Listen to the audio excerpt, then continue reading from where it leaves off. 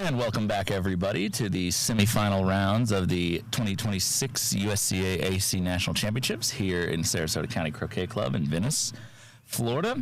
Thank you for sticking with us, and hopefully you'll spread the link back around. We're coming back out a little earlier than we thought, but we just want to bring you as much of the action as possible.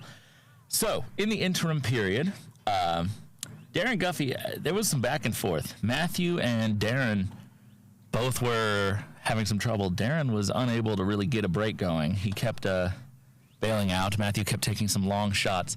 None of them really bore any fruit. He kept missing, which was uncharacteristic of Matthew, as we know.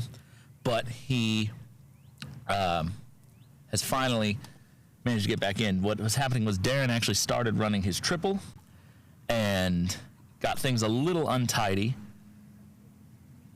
I didn't exactly see how the miss occurred.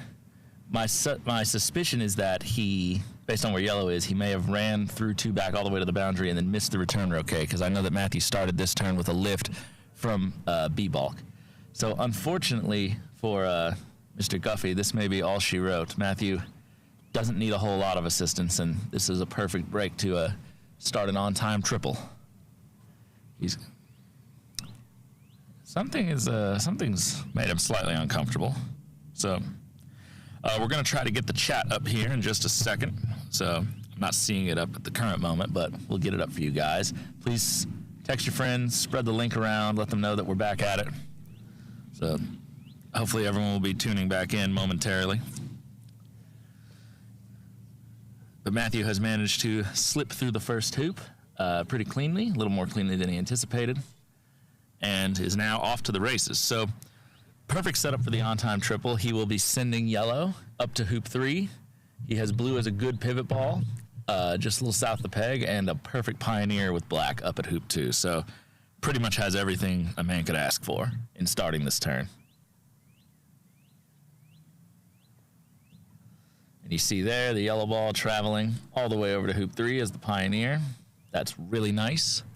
It's within 3 yards of the hoop, dead to the side. Blue is also going to go, in an ideal world, over to hoop 3. So he's going to rush that up and do a stop shot to send it over.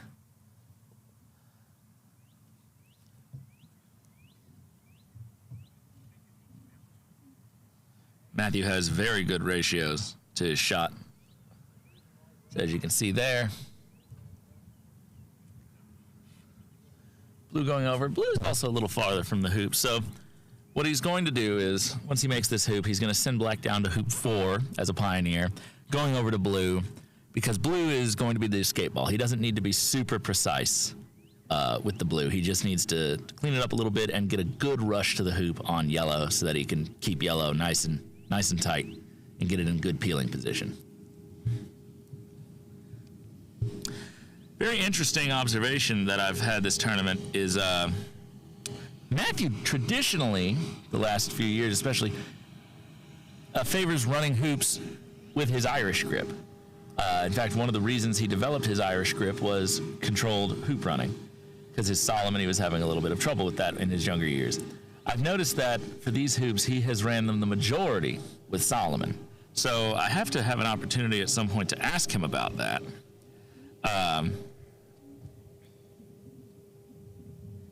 And hopefully we will be able to figure out what it is. Maybe it's the hoops are very firm today. Courts are a little slow, so maybe he just wants to have a little bit more power as he comes through. We forgot the chat back up, and it looks like there's 8 of us here waiting. So with me, watching the action. So please tell your friends it's back online. Tell the people at your club, anyone that's around you who may want to watch some croquet. We're going to be here all afternoon. This is only game 1 of a best of 5. So even if it's a bit quick for a best of 5, it's still going to take the better part of the day. So right there you see exactly what we were talking about. He gets a nice tight position. He was lining up to do that Irish, and then he changed to Solomon. So it's just very interesting to see the decisions he's making there to not run these hoops Irish. Now, he would love to do this as a straight peel, so what probably is going to happen, since black is very retrievable as a 4 pioneer, he's going to hit this softly, probably just to either dribble it through or get it in the jaws, and leave himself a decent cut rush on the blue ball.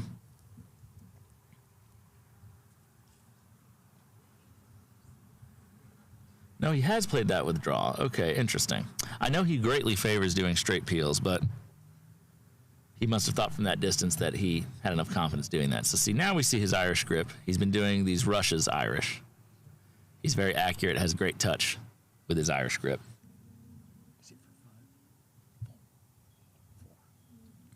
So, but it's just interesting. Normally he greatly favors running hoops. Matthew is walking over to the sideline. His phone in his pocket must be partially bothering him. I've never been bothered by the things in my pockets, but I cannot have things on my hat. I cannot have things like on my waist. You know, like you see guys like Zach clips to his hat brim. You know, I do not like in golf croquet having scoring clips hooked in my belt or anything. So it's always fun to see how different people react to different things to get their feeling right.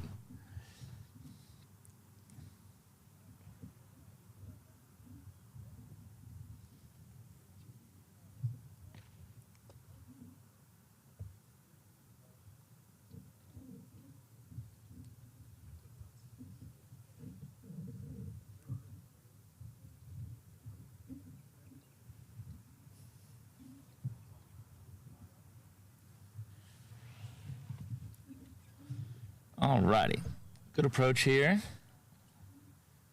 We're gonna see this ran nice and firm, and he'll be looking to get this black ball rushed back up to the north boundary, ideally somewhere behind hoop 4 towards the corner, so that he can send it over to 6 and get shape on that yellow partner of his. So about a 4.5, 5 yarder with some amount of cut. He's just going to be looking to sort of hit this. He'd love right half, but he'll take what he can get. He did not want left half, and you see a little head shake there. So we saw this in the earlier match against Zach and Edmund, where that little loss of control with that rush out of hoop 4 translates into getting over to the side boundary and having to do a long roll shot. Now, I'm fully confident that Matthew will get a ball to 6 and get shape on yellow, but the prospect of getting a good controlled rush on yellow over to 6 is much lower. So what's may end up happening is he's going to have to just hit it, do a takeoff, and then tidy it up later, which just makes the chances of getting a clean on-time triple just that much more difficult. So it's just these little things. But red is traveling well. He might even get this rush. It's just a touch short of the rush line.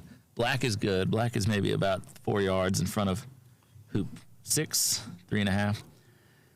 But he doesn't want to hit yellow deeper, because the closer it is to the boundary, the harder it's going to be to pick up. So a very mild cut rush. Just for 5. Yeah. And people might say, a lot of people go, well, if he could cut it like that, why wouldn't he just hit it all the way to 6? Well, the problem is that he knew he could cut it like that, but if a small mistake happens that causes him to hit even a half an inch further into the middle of the ball, if he hits it too hard, he's going to overhit it towards the back line. He would rather take a little power off that and guarantee that he doesn't overdo it, so that it stays in the midst of the lawn so it's easier to retrieve. Because if he doesn't get a rush out of this hoop the way he wants, he may end up having to do a roll shot to go past it. And he's got it centered up about 4 yards back. Mm-hmm. So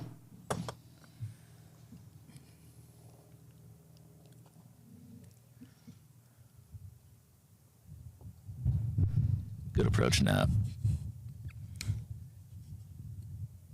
Would love to get a forward rush out of this hoop. And he's just gone through it. He's stamping his mount on the ground in frustration, wanting the ball to stop. You see how it just glides through. It's been very difficult for any of the players to get forward rushes out of these hoops.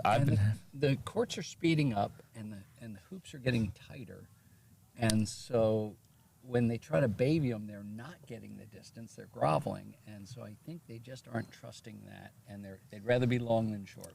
Always rather be through the hoop and just have to do a roll shot than not be through the hoop at all, or God forbid, not be through the hoop and not have a hit.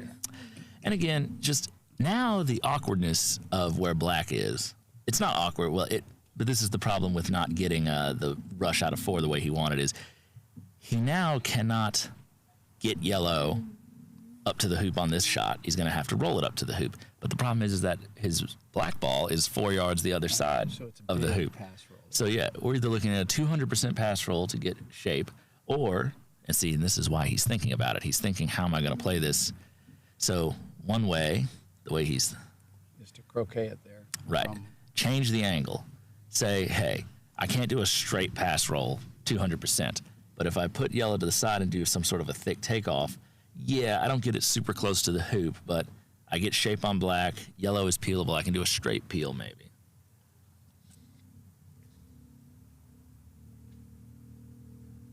That's a little short. That's a little short.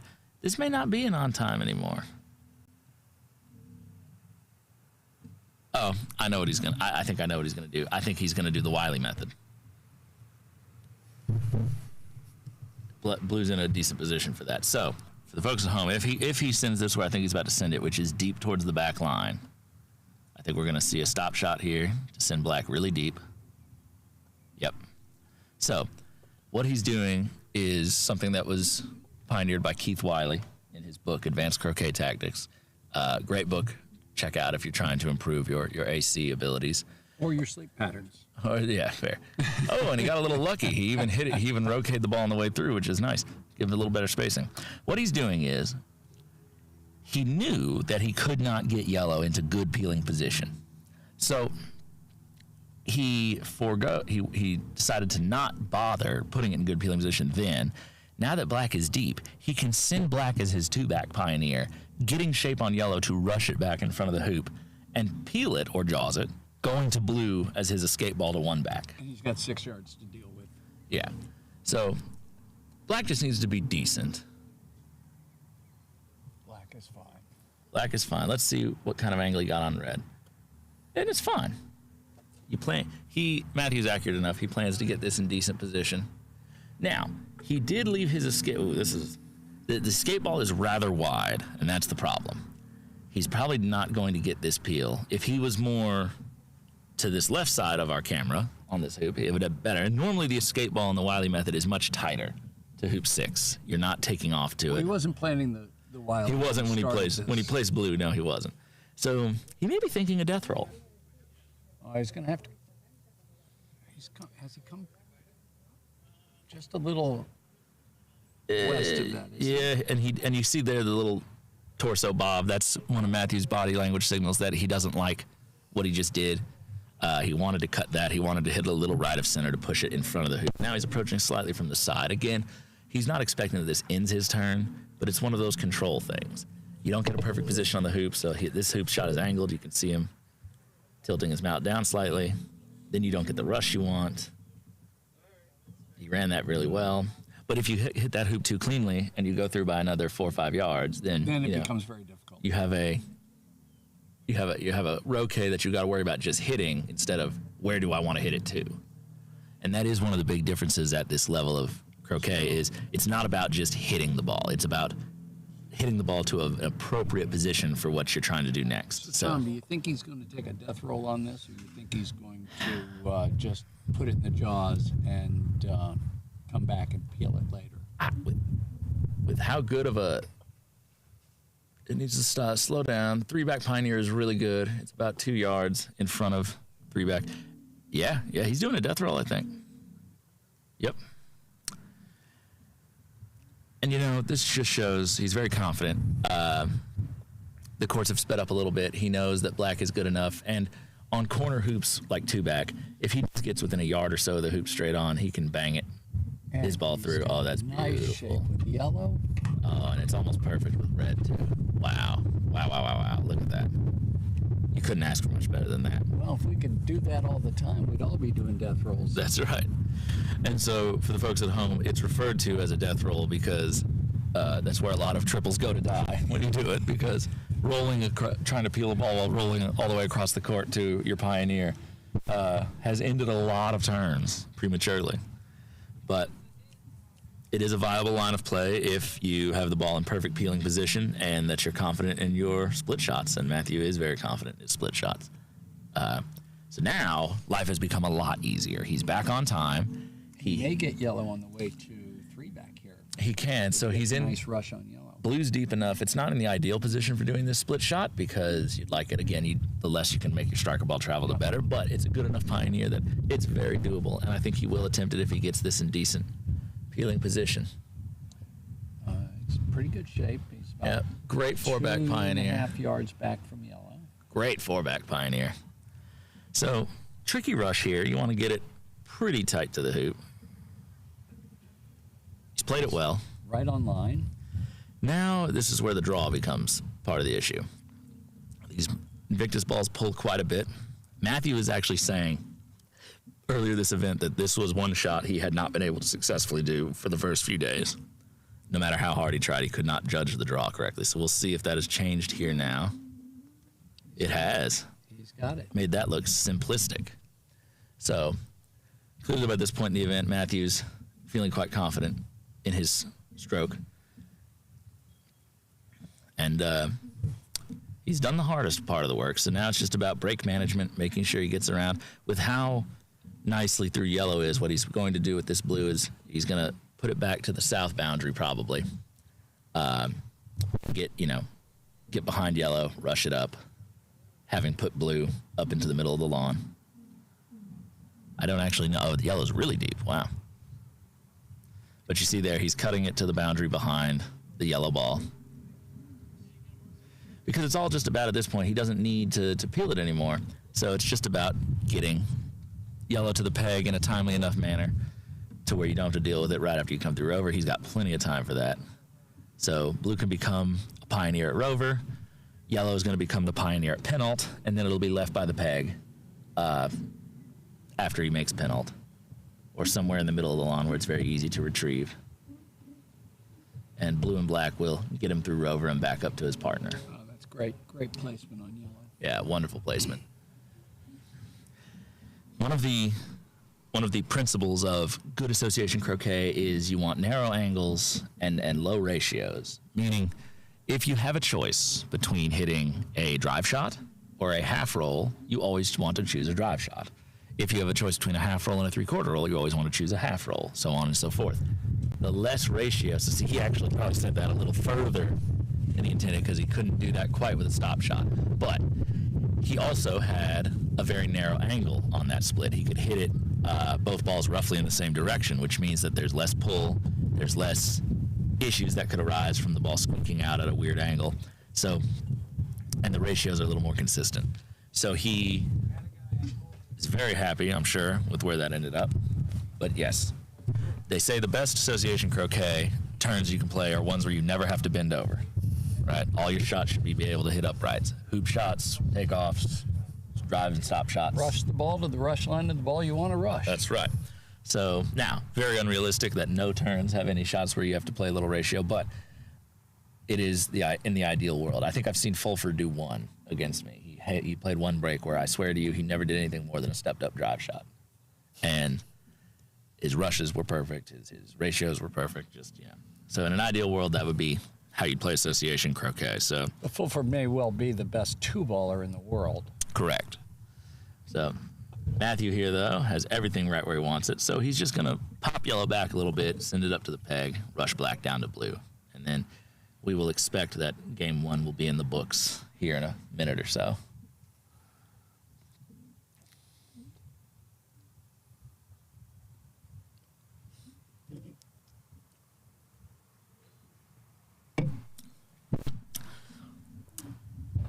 I'm sure Darren will be kicking himself. He had gotten the first peel of his triple. He had chances to finish.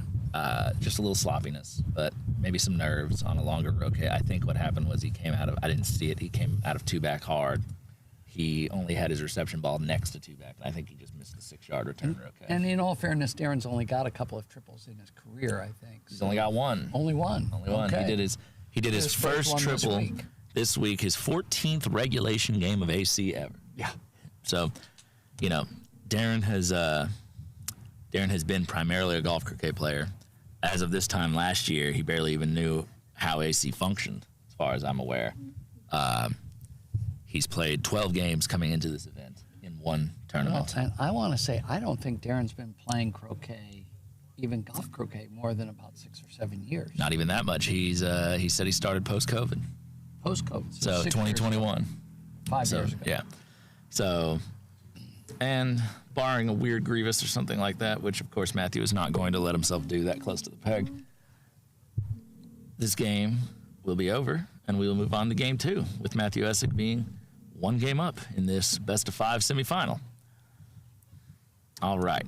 Good stuff. Good result. Matthew Essick takes game 1. A little scrappy back and forth there for a while. Did you get the TP on that? He did. Yeah. Matthew had some missed hit-ins. Darren had some failed breaks. It kind of went back and forth. There was probably half a dozen turns where neither of them really made any forward progress. Darren's hitting inability was really good. It kept him alive because he took a couple of shots that, had he missed, would have given Matthew back everything. And finally, the hits just ran out, and he missed the 6-yarder. Often the most nervy shots. You know, you can look at a 20-yarder and just go, oh, right, I got to hit it. And you just make a smooth swing. And then when you're in the midst of a break and all of a sudden things have been under control and you're suddenly faced with a 6-yarder that, you know, there's a part of your brain that knows you didn't have to do, right, that it shouldn't have gotten here. All of a sudden you get tense. And those are the ones you typically miss. It's not the 20 yards to start the turn. It's the 6-yarder in the middle of the turn. Scoreboard up there. Yeah, we're going to get our scoreboard up in just a second. I don't know where it's gone.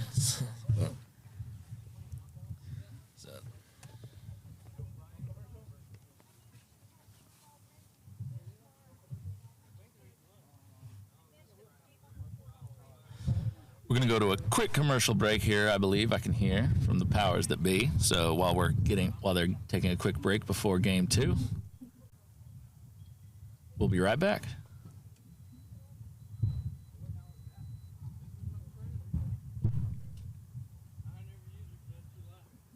Eclipsing the sparkle of jewels and beyond collecting art. True luxury is not a thing acquired or a status to declare. Real, meaningful luxury is a feeling discovered. The opulence of spirit. The relaxed, resplendent luxury of the Sarasota area. Feel the difference.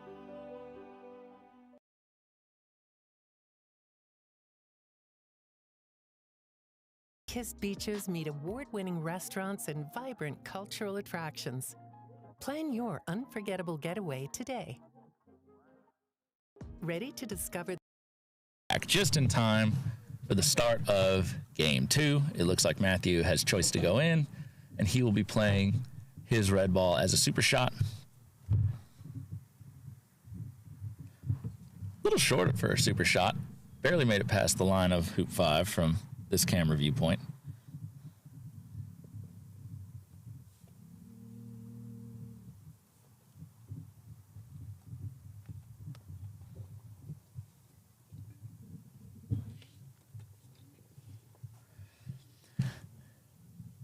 And Darren has gone to max distance. Very standard position here. I think this is just maybe a little bit of inexperience on Darren's part. Max distance is, he's gone very far north. I always prefer corner 2 here, especially when they've left the super shot somewhat short, just because that roll to get back to the rush is just that much more difficult. If red were more northerly, maybe halfway between 5 and the peg, then max distance is neither here nor there with corner 2. But there's also another response that I also like is, depending on where they've left the super shot, is just to go level with hoop 4 or corner 4, where if they hit, they're very likely to have some furniture in their way, hoops 4 and 5, to get to the spot they want.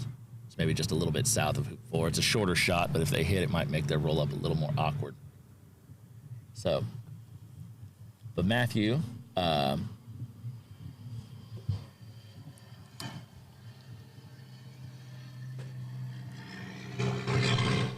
Matthew just made a quick visit to the bathroom, and he is now reapproaching the lawn to take his hit in.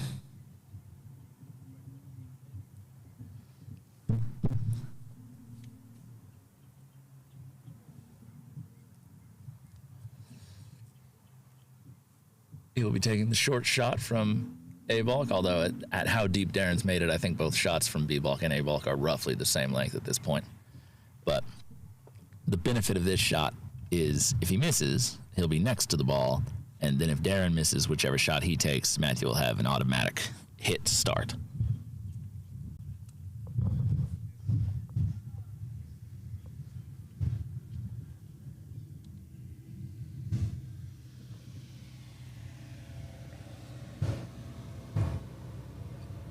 It's away. And a narrow miss on the left-hand side. Matthew's hitting is not quite in today. He missed a lot of hit-ins, even some relatively short ones for him in the first game. Much to the chagrin of Kyle Maloof over there, because yesterday Matthew hit just about everything against Kyle. But that is just the way croquet goes, you know. From one day to the next, you wake up. Just takes a little bit longer sometimes to get the feel in. Under that big blue umbrella is me and Michael Albert, so we have a somewhat of a distant vantage point, but I also have a monitor that I get to look directly over to see what you guys see at home. So right now we're watching Matthew walk away from the camera. But here at this beautiful facility in Venice, Florida, and we would like to thank again the Sarasota County Croquet Club and the City of Venice. In fact, I have my full list of supporters right here, so it seems as good as time as any to remind you that support for the USCA YouTube channel has been provided by Oakley Woods Croquet for all of your croquet needs, Chris Barley, Karen Weiss, who is a local here in Venice and a member of the club, the Sarasota County Parks and Recreation Department, and Visit Sarasota. And we would also like to, again, thank the Sarasota County Croquet Club and their members for providing these lawns and this terrific venue all week. They do have to give up their right to play on all 7 lawns here for this event to happen for an entire week's time, and that's a lot to ask of members anywhere at any club, so we do appreciate their consistent generosity in allowing us the use of their facility. And also the United States Croquet Association, governing body for croquet in America, who is responsible for putting on this national championship tournament. And Darren has just missed from b-ball. Darren attempted to create some sort of a double target with the black and the yellow ball, so he came in from the corner down b-ball. He has missed, though, and unfortunately what that means is that instead of having a ball in the corner that might be somewhat in a defensive position that Matthew would have to pick up later, that ball is easily retrievable now. So what Matthew can do is he can rush black down to blue and get a nice rush on blue into the middle of the lawn. If he's lucky, he might get a cannon. Yeah, those are really I don't know if he'd play. Well, he could play for it, but you don't expect those, but they are nice to get. So pretty straightforward start here for Matthew's turn with a couple of good shots. Yeah, so. And black will be very retrievable later as he comes through hoop 3. He can just pick it up as he comes down to hoop 4, and it'll become his pivot ball. So he'll only have to do a 3-ball break for a couple of hoops. He might, if he gets a proper rush out of hoop 1, he may even come back immediately, since he was able to put it out on the lawn a little bit further than I would have been able to with my bad stop shot. So, and we see him just making sure that he doesn't have to play a huge amount of distance with the striker ball. We mentioned it earlier, but it's worth re-mentioning for those watching, is that a foundational principle of good break play is that you don't want your ball to travel any extra distance each shot than it has to. So if you can get away with only moving your striker ball 5 feet instead of 6 feet and get a good shot, you should do so. So he took the rush all the way over towards the super shot ball so that he didn't have to roll halfway across the court. And then he gets a nice tight rush right in front of this hoop to where he only has to move his ball up a couple of feet. The more your striker ball has to move, the more chances there are that it doesn't go to the spot you want, and then the turn is in jeopardy. The other balls can go in all sorts of places, and they're at least fixable. So yeah, so he got the rush that he wanted, so we're seeing him rush back over to the boundary line, a little south of 4 to the east. And this is a perfect angle for him to stop shot this ball back up north into the court, getting shape on the black ball to rush it back over towards hoop 2. And then he'll have a 4-ball break ready to go. Had he not gotten this rush, he would have left this black ball alone for a little while. I don't think he would have played a big split shot, but because he has a good 2 pioneer. But if you can get it, always favor having 4 balls over 3.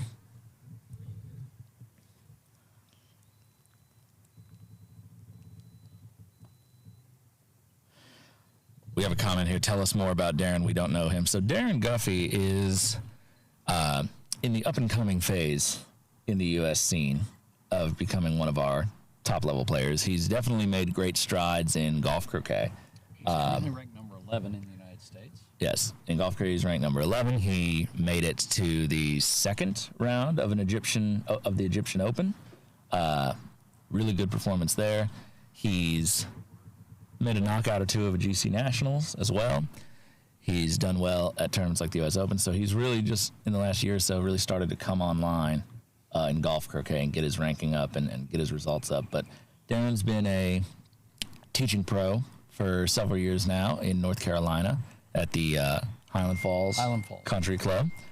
And he is now the winter pro at the St. Andrew Club in just a little south of West Palm Beach.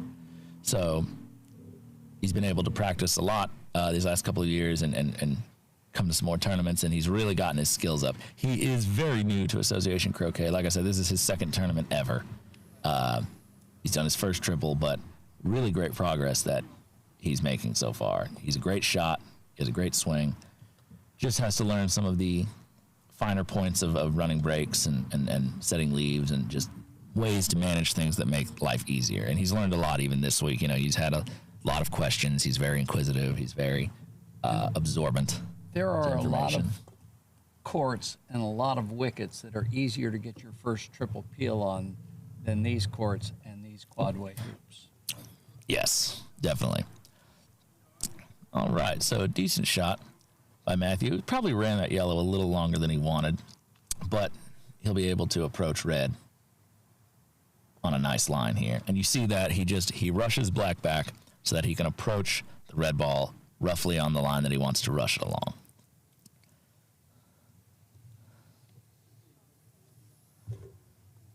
Gets black back in front of the break. So between hoops 3 and 4 is his pivot.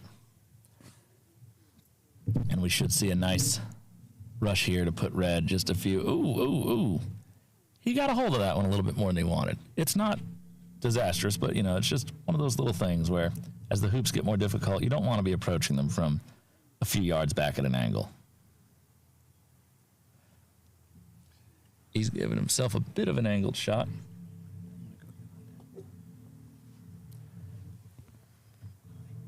He's ran it well.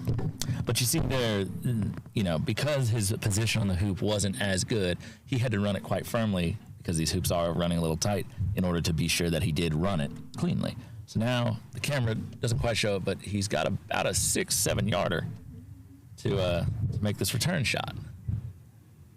So, and obviously he hits it, he's feeling very comfortable, but those are the types of things. It's the same type of thing that ended Darren Guffey's turn last game. In the midst of a break, giving yourself a 6-yarder or 7-yard return roquet can be a bit nervy. You know, you didn't anticipate it coming. You played a couple of maybe suboptimal strokes to get there, and then, you know, now you have to fix it. Now Matthew is probably the best at that of anyone I know in this country. He's the most experienced croquet player that we have at the moment, other than Ben Rothman and a couple others. But he's been playing for his whole entire life, like since he was old enough basically to walk. He's been playing croquet. So not many people around, even twice his age, that have as much experience as Matthew does.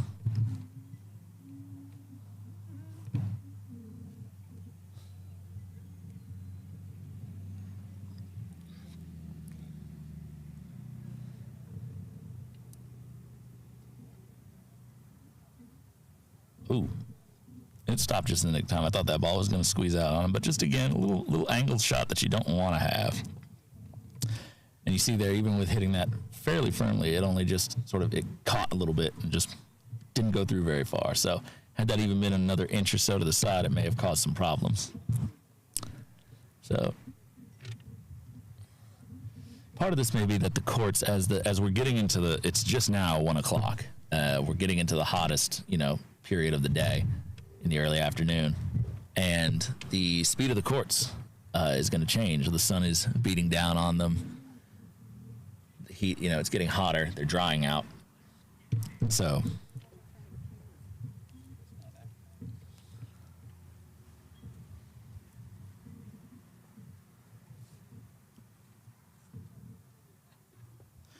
We have 27 people in here with us, folks. Tell your friends, remind them that we're live. I think a lot of people are planning to rejoin us at 1 o'clock because I think the timer said that initially. So hopefully everyone will be back with us in a minute. But spread the good word that we're here and that we want everyone to come and watch with us.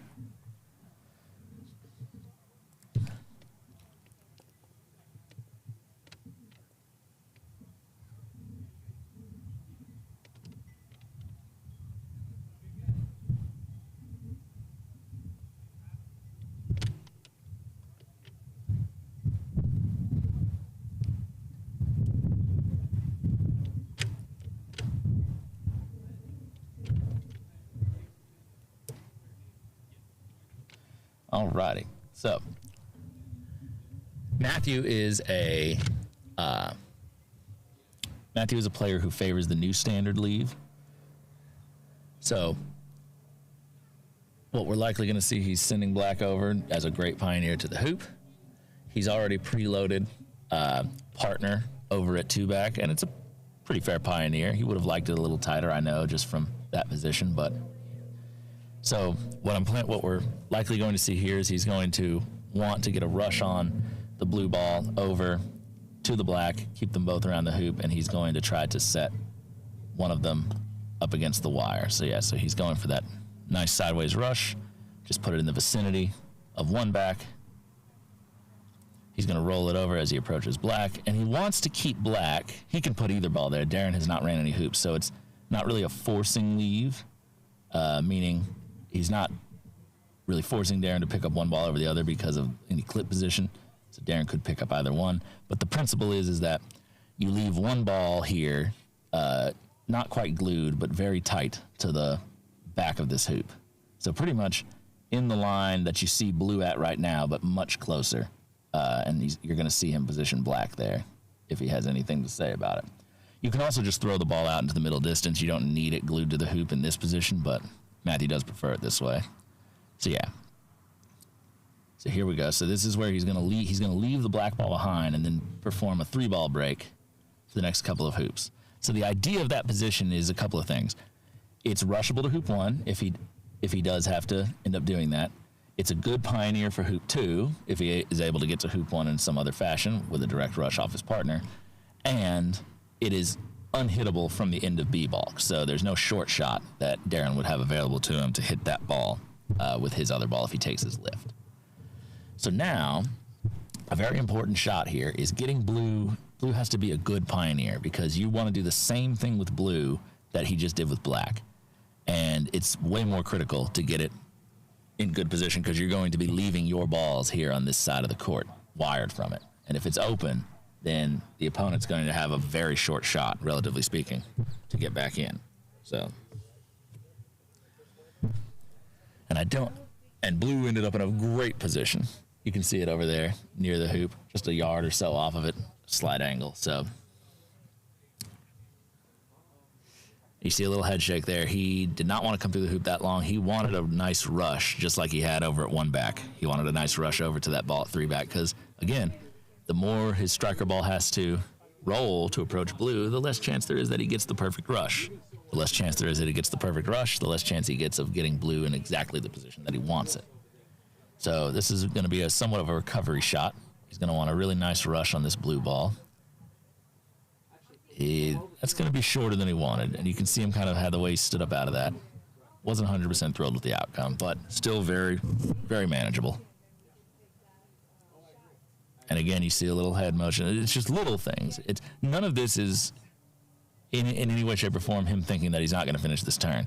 But it's just there's a demand that he has of himself of precision and not quite getting it where he wants it. Having to roll up this hoop a little bit longer than he otherwise wanted to. But he's managed it well.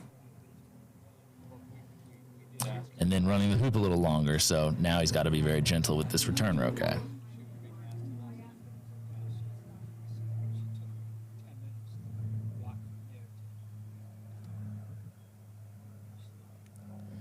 But everything has turned out for the best, it seems.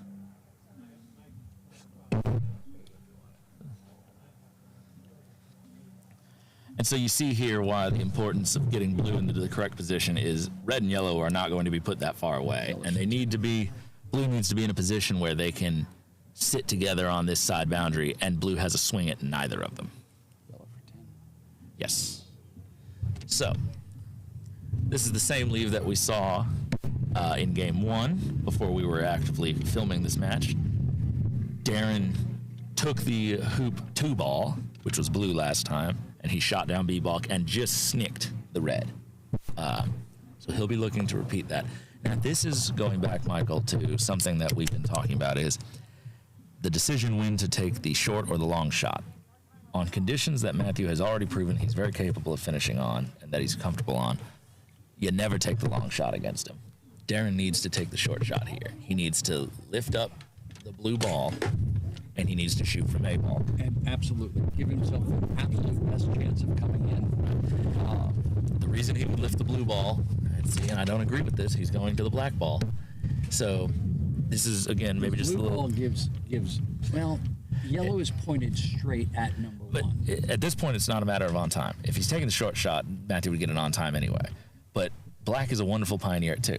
Darren lifts the blue and hits, Now he's he can gotta give build. himself a perfect rush to Right. hoop 1, and he's got a 3-ball break immediately. That'll turn into a 4-ball Both break. his balls are for 1 right now, so it really doesn't matter. So now, what Darren has done is, let's say, and this happened in the last game, if he hits, he still has to get a ball to 2 and get this rush on his blue ball over to hoop 1. That's a much harder build. So, But don't you find this is a novice error? this is just a lack of experience. On the mom Yeah. leave. You He see needs that to- a lot with people. He They need- want to take away that Yeah. number 2 perfect pioneer, thinking that that's going to slow the break down. He needed to take the short shot here. Matthew is going to finish no matter what you do. He's just making his hit in longer. He's missed. Now, would he have hit the short shot? No one can say. They're all missable. But would his percentages have been higher from half the distance? Absolutely. And is Matthew going to finish 99% of the time here either way? Probably. So, And Matthew likes it. Matthew practices his Right. shot out of corner 4, and the hitting other- number 2 and rushing Right. blue to 1. and the other thing is, the corner 4 shot would have been more justifiable had he lifted blue and done it. Because at the very least then, Matthew has to leave that ball in the corner and just take the long rush to hoop to 1, and it's a delayed. So not only has Darren taken the longest shot available to him, he didn't even pick up the correct ball to take away Matthew's on-time triple. This is standard business now. Right. This is what the new standard is designed for. So, and this is what I was mentioning earlier, folks, about this not being a forcing leave for Matthew, is both of Darren's clips are on 1. He can play either ball equally. So if blue was for 4 back, right, and you want to play the hoop 1 ball and he leaves the hoop 1 ball at hoop 2, then yes, that's kind of forcing you to play the hoop 2 ball if you want to finish. Darren was under no such restriction. He could have lifted up blue just as easily and gotten what he wanted out of it. So now this is the big shot that determines if the new standard gets on or not, is he needs to get a good rush on blue to hoop 1. And this is why when you position that blue ball, you don't want it up against the wire of the hoop. It's actually bad to put it up against the wire, because if it can't rush to hoop 1, then it's all for naught.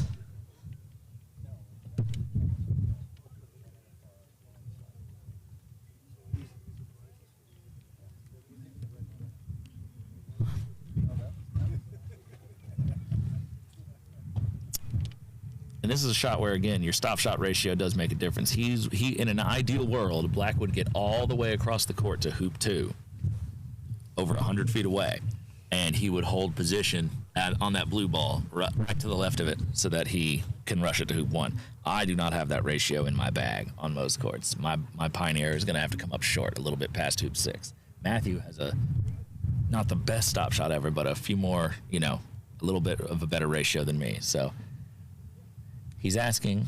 But Tom, we're all going to prioritize striker on blue. Oh, absolutely. Over that Pioneer being perfect. Absolutely. So Matthew seems to have identified that there's some broken ground or some other weird aspect of the court. I noticed that Darren was having a hard time getting Black to sit in the corner when he tried to place that ball back in. What ends up happening is, and you see it on almost every court here, at clubs that play a lot of golf, and the courts get a lot of traffic, corner 4 becomes torn up. because every single game of golf croquet starts from that corner. Except that these courts got moved 6 feet before we started, so. Fair, but they they've are been here repairing- before. They are repairing ground. So there's something. There's a there. little hole or a divot or something. The courts can only get moved so much around these shade areas. Right. So even if they've been moved over the last couple of days, this is damage that's probably been present for weeks or months, and they've been moved back to a position where that damage is now in the corner. You can see it there. Some brown grass, some exposed dirt. Look at that ball. Look at it. So what he's doing is, if there is damage on a court that is not just a widespread feature of the grass, because every court has curves and rolls and hills, can't do anything about that. So if it's special damage or an old hoop hole or something like that, you can have sand and an attempt to repair it so that you may play an even shot from level ground. And he's got lovely shape on blue, I think. Yeah. The He blue might have flag's in rolled my about way. a foot further than he wanted. Let's see here. I can't see it in real life. Oh, no, he's rolled a little bit north of it. Just a little further than he wanted. So still very manageable. You just cannot undercut this because you'll hit it right into the hoop. So this is actually quite tricky. He did it really well. He hit that really well. Let's see what kind of distance he got. I can't see from over here in real life, so as the camera pans around. He's come up short, and that's the problem when you have to cut it like that. He was focused so heavily on just not running it into the hoop that he couldn't quite get as much on it. And the more you cut a ball, the less energy you transfer to it, so the harder you have to hit it in order to get it to move an appropriate distance About a 6-yard approach from the side. dead level. So this is one of those shots where this can be a problem. Now he's played it really He's well. made it look easy. Really well. My goodness. Slightly longer hoop shot than he would have liked, but from that position to get a shot that good, roughly straight on, he'll be happy with that. And blue is so deep, he doesn't mind running this hard. Yep. And he has run it quite firmly. So really good recovery there from Matthew. And again, going to get this triple peel back online. Black is a decent pioneer. It's a little bit to the side of hoop 2, but it's very workable. And what he's actually going to end up doing is he's going to roll up to yellow. Yeah, yellow's in lawn enough. And the reason that you put yellow that far in lawn off of that rush before you go to the ball in the corner is so that after hoop 1, you can retrieve it and get it up to hoop 3, because you need it at hoop 3 after hoop 2 in order to get the triple comfortably going. So blue goes up to hoop 3. Red in an ideal world has some sort of rush either directly north to hoop 3 or... Oh, he's pretty much that's due good. north. That's good. A lot of people, if they have the choice, if he had been able to rush over the boundary, a lot of people like to actually rush yellow back the other side of black, especially if And it's then not have the it best croquet pioneer, shot. and then send it over the croquet stroke. Because again, striker ball moving the minimum distance possible. In this, He's cut it to the middle, so it makes that. he doesn't want to have to roll all the way across the Right. court or do a takeoff to get. And this also allows him to adjust the position of yellow. If he had tried to rush it all the way up to hoop 3 and leaves it in an awkward position, he has to just do a takeoff and accept it. Right. Now he can actually croquet it right up next to the blue ball, right near hoop 3. Ooh, maybe a little closer to the blue ball than he was bargaining for. It's about 8 inches apart. Yeah, we saw some of that difficulty happening with Edmund at the he rover had 3 peel. balls on top of one another. Yeah, so, gosh, that was so unlucky, wasn't it? So, back in good shape now for Matthew.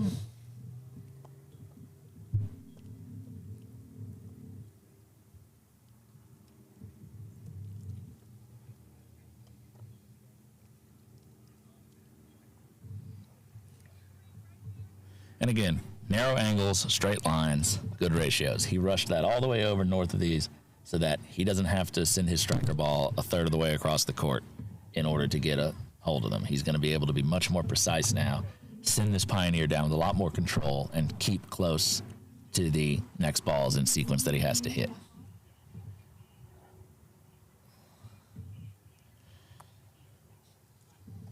So he could do this a couple of different ways. He's most likely just going to tap blue, leave it where it is, and just get focus on. He's going to send it a little deeper. He does like to do straight peels if he can, especially with these Invictus balls. So he's going to send it more behind the hoop to where he'll be able to do this as a straighter peel. That's a really good spot. When you approach a hoop like this to do the on-time triple, do not try to hit your partner directly in front of the hoop, because that's the one place you cannot get it directly behind the hoop. So off to the side a little bit actually is good there, because now he's managed to send yellow roughly dead behind the hoop, to where when he turns it, see, it's straight behind the hoop. Right into it. So now he just turns around and it's a straight peel. He doesn't have to deal with the angle and bouncing off of a wire as much. He just aims Gets it rid of the right in the middle.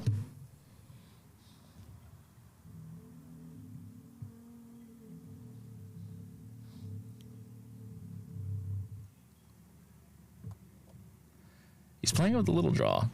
He's played it well. He seems to have gotten really comfortable with those shots. First few days, I know he was not loving those. He wasn't calculating the draw well. It from day one, because he had a triple in every single game. He did. Block. He did. Zach has not. Zach's, the NCC has gotten a lot of his sets of Invictus, and so Zach has fortunately been able to practice with them quite a bit. And Zach's just one of the best technical players at the moment, I think. So.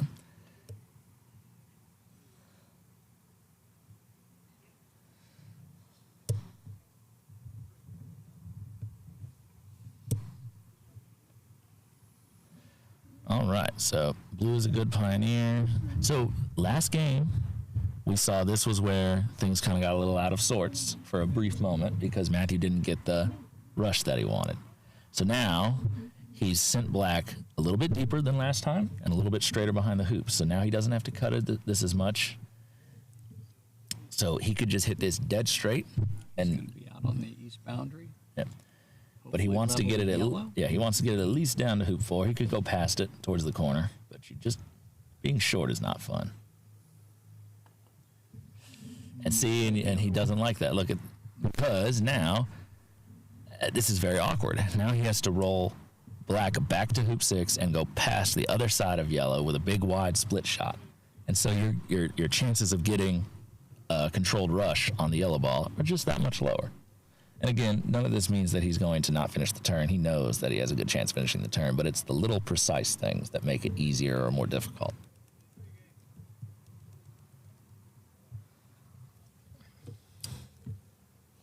So Matthew dropped red rather than carrying it over with him, and it's just something that he does to make sure that he doesn't end up with a misplaced ball. He's only got one ball in his hand when he's picking that boundary ball up to put it back on the line.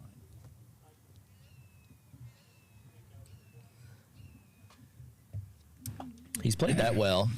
Played that quite well. Hard cut on yellow to get it. Yeah. This is about as good as you could hope it to be from the position. I mean, yeah, you could get past it, but. So now a thickish takeoff, sending it just over to the side of hoop 6. These are always a little bit tougher to judge, because there will be a more significant amount of draw. He's played yellow well, and he's played red well. Beautiful shot. Beautiful shot.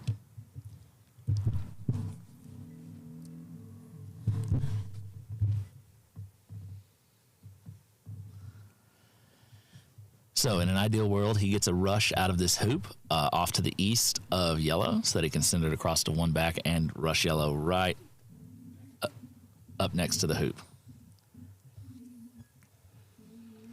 You want to be up, and he's ran into it, which is not a huge problem. Any good split shot will do. Black is in good enough position. As long as he can lay hands on yellow and keep it close, he can roll it over behind the hoop, but you would like to not have to do a roll shot to place your peelee, if possible. But he's right up there. Look at that. Yeah, oh, that's lovely. Look at that shot. It's gone just maybe a hair further past it than he would have liked. So a little cut on this. Yeah, it's gone a little far past. So what he can actually do is he can just tap it over a bit. He can do a tiny little stop shot to put it in peeling position and turn around and hit black and just accept a slightly longer. Oh, he wants to get a rush on black. Which I don't. So he's going to croquet it in. I don't have any issue with. It's just, for me, and maybe this is just, the deficiency of my split shots, I like to place my peelees from as short as possible and just accept a slightly longer hoop approach. But the hoops are playing much more difficult than they have been for the rest of this tournament with how dry and hard this ground is becoming. So, yeah, that's pretty good. Nicely done. Pretty good. A little cut on this, get it right up to the hoop. keep his escape ball nice and tidy.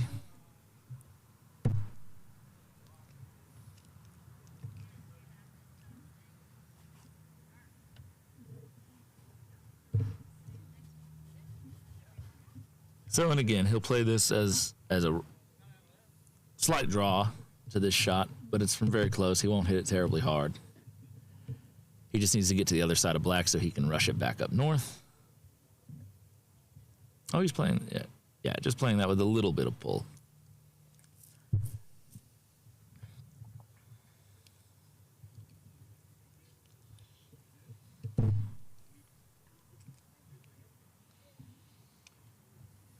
Some players, I think, prefer to leave that ball in the jaws. Matthew always wants to poke it through and come back and deal with it later, I think.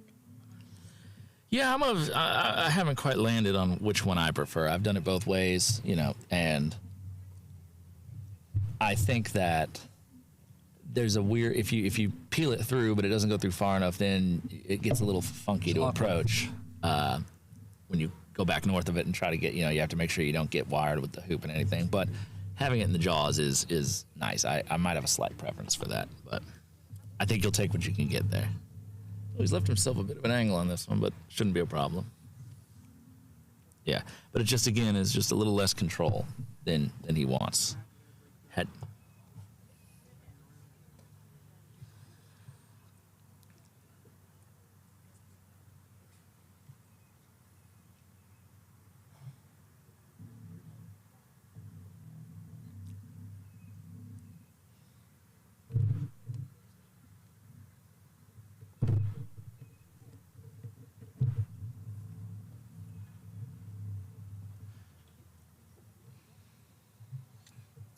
Good Pioneer at 3-back. And this is kind of what we're talking about, is like, he is open on this ball, but had that red ball of his gone a yard shorter, it might have been very awkward. So you have to be very confident in your touch to not run into trouble there. And bad luck happens sometimes, so just little differences like that.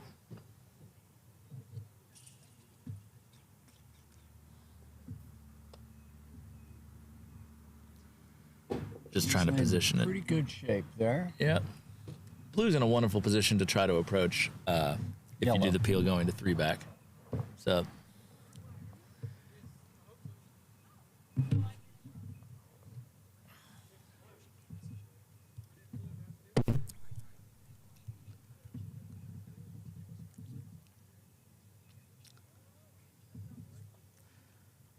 You see there that hoop, I don't think he meant to run that softly. I think that hoop just grabbed it up. You see that ball slow down prematurely. We saw a lot of that in the earlier match with Zach and Edmund. You know, just Zach was running a lot of the hoops. They were just kind of grabbing up. Hoops are very tight out there. After the match, Zach and I talked, and he mentioned that the hoops today here feel even tougher than they did at the last AC World Championship. And they were quite challenging there. I personally set those hoops at the AC Worlds, and I can tell you they were a 64th. They were dead smack on at a 64th. Not a single one was over.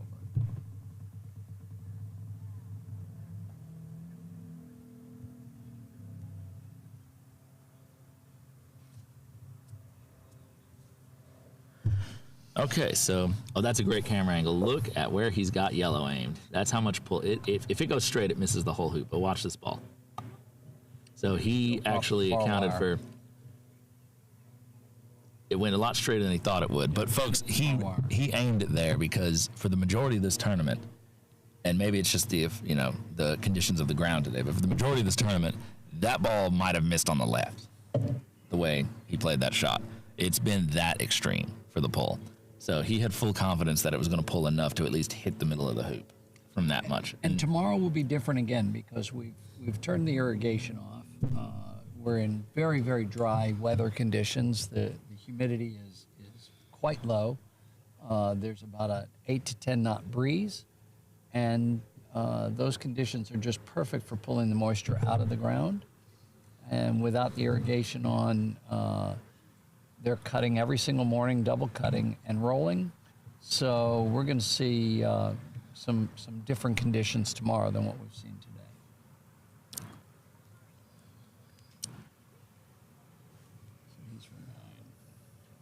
So he's had to, unfortunately, he's had to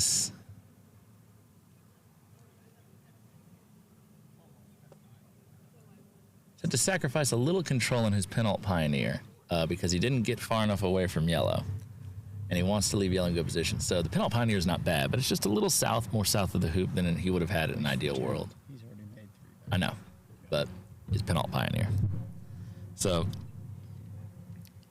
he wants to just flick this ball over a little bit.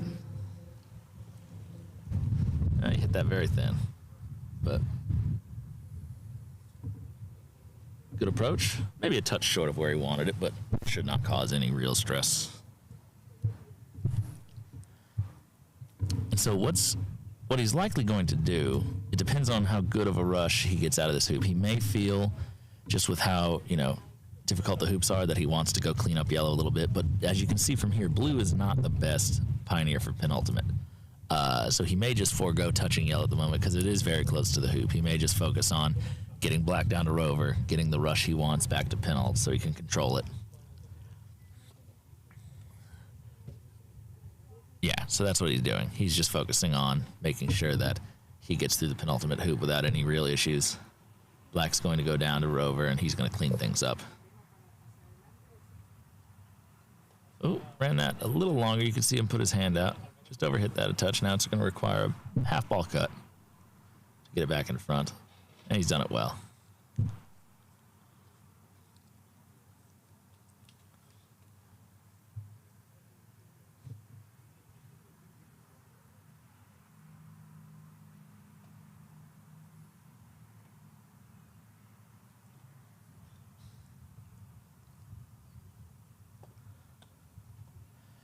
All right, so now he's left black just a couple yards south of the peg. He's going to send blue as his deep ball, approaching black to rush it right up to the left side of yellow from our perspective here on the screen in an ideal world. That would be the west side of yellow. Yes. He decided not to go around the peg. I don't blame him, so...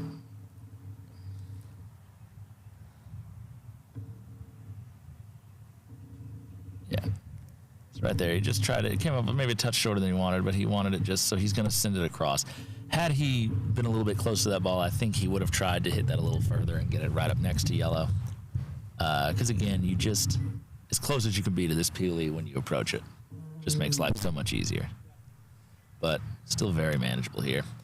He'd rather be a touch long than a touch short because, worst case scenario, if you hit it back a little ways from the hoop, at least it's straight on. So, yeah, you see there, he just almost rolls just past the line of it.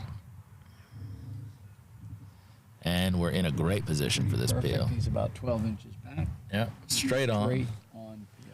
And once again, you see the technique. He's just getting down, and when he's just slightly, very slightly altering the alignment of red until that yellow ball just disappears past its horizon, and he can still see air on both sides of the hoop, or at least the same amount of overlap on each side. And then the trick will be just hitting it straight and clean right through the hoop.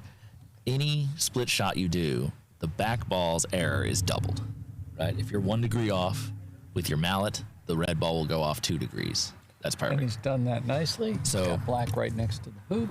You have to be Fills out very, the blue. you have to be very careful on those split shots, but not so much when you're a foot straight in front of it. But if you have a little angle, especially like we saw with Edmund. But I think Edmund's actually was more the aspect of the court. I think we determined. But little things can happen. Small errors in that stroke can cause the forward ball to go through just fine, and then the back ball does not follow it in a straight line.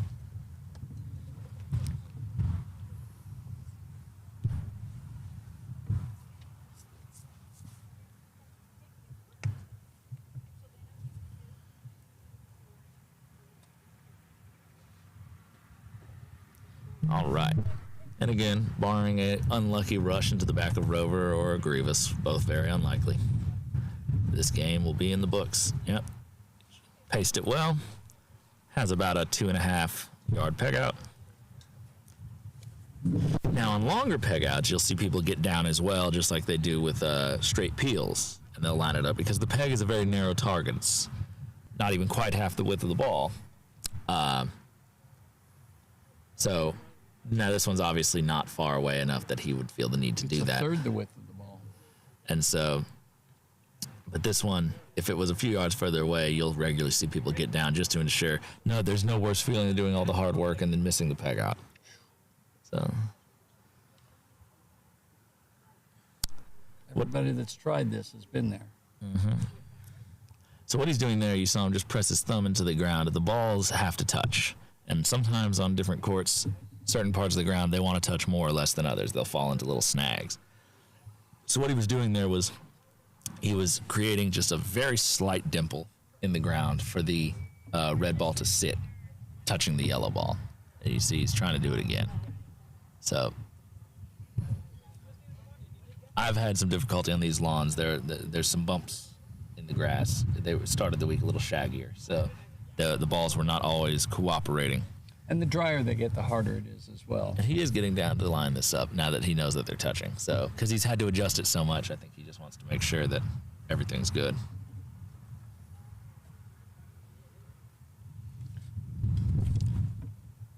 think we'll do a commercial right after this. All right, so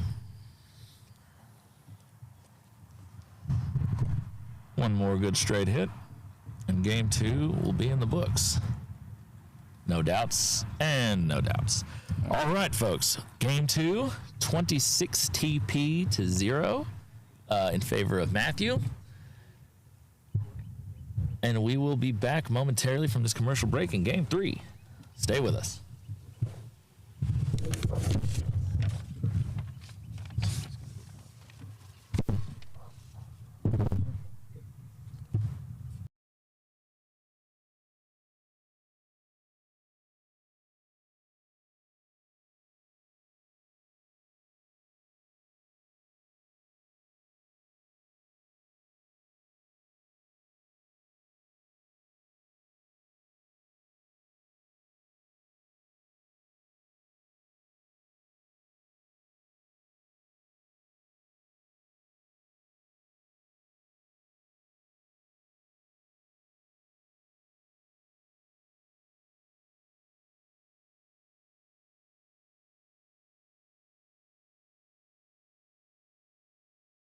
To discover the hidden gems of Sarasota? Escape to Sarasota County, where sun-kissed beaches meet award-winning restaurants and vibrant cultural attractions. Plan your unforgettable getaway today.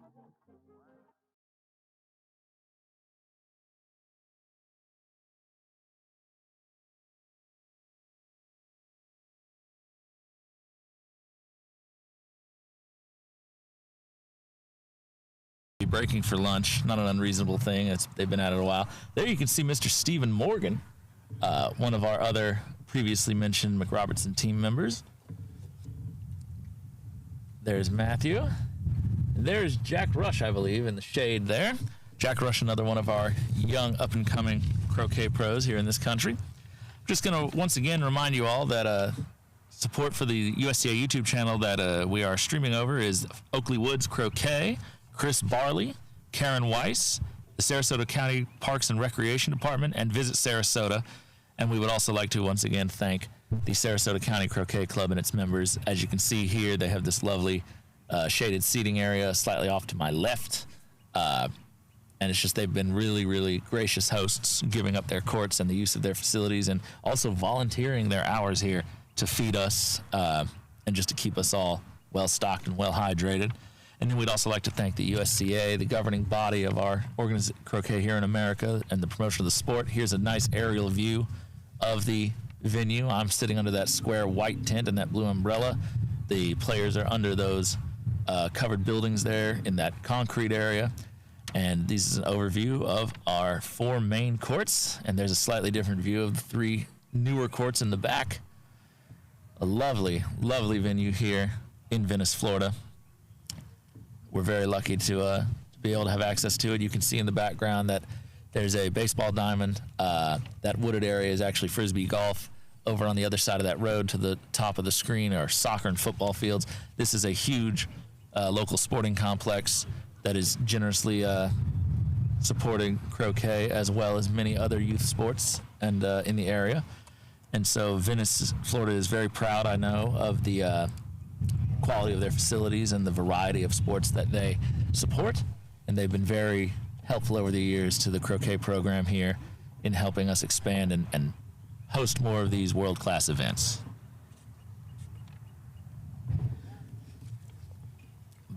So the players will have a quick lunch break, and then we'll be back to the action. In the meantime, if anyone has any questions that they would like answered, I might be able to run back and forth and ask the players or ask some of the other people if anyone wants any updates on any of the other games going on. I'm not sure. We have a lot of plate games going on for people who did not make the main knockout.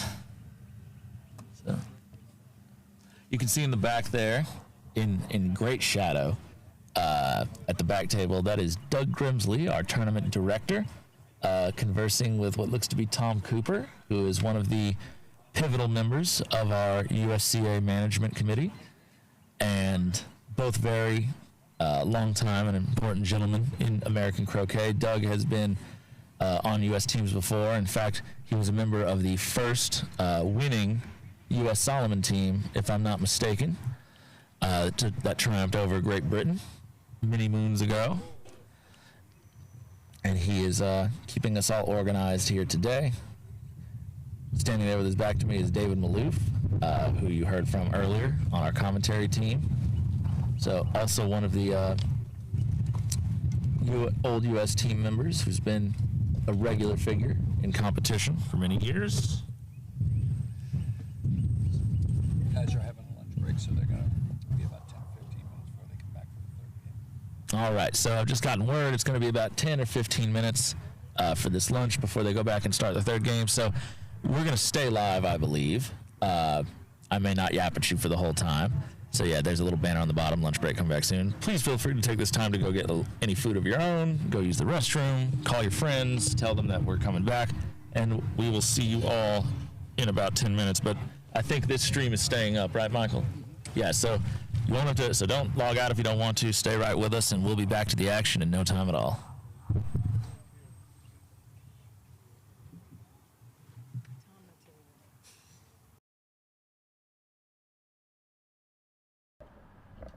All these other clubs, it was mostly husbands and wives that would play together. Well, I couldn't play with Casper because we didn't jump. And he put me because I could hit and because I could make headway. But I don't think, I'm not good on strategy at all. So I always had to eat. And they were always, okay, this is what I need you to do. Well, they told me and I could do it. I would have never thought of it. But we would win a flower every year, and every year all of our people then would come around and say, okay, tomorrow on Sunday, I need you to at least get second, because you get 3 points if you make it. And we won for 13 years in a row. And they started like up in the mountains of the 3 clubs. They joined together, and just for this one tournament, to do whatever they call themselves. And they won, they beat us one year, but we won. And they would say, you need to happen. I said, listen, you play to your strengths. And then you match people up that play well at different strengths. And it worked. Plus, we all wanted huge houses. All 22 of us stayed in the same house. And at night, we played trivia for street and cards and pool downstairs. And at supper, we went out as a group and as a group. All the out of so we never did all of the setting up stuff.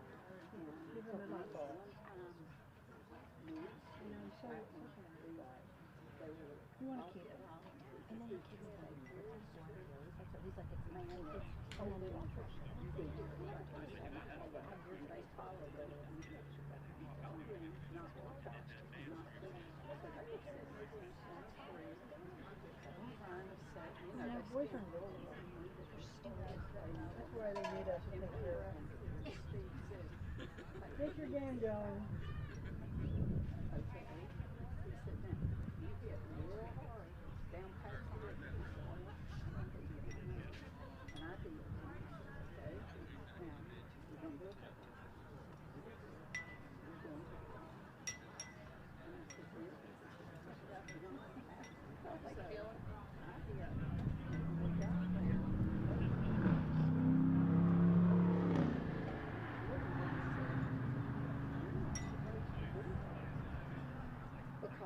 there. I said, well, we were very and so I stood there and said, good, thank you.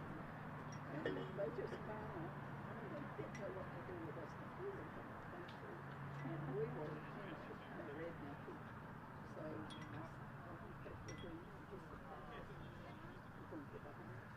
And I did. And I mean, I did what he told me. I couldn't never have done any of that. And it's really helpful.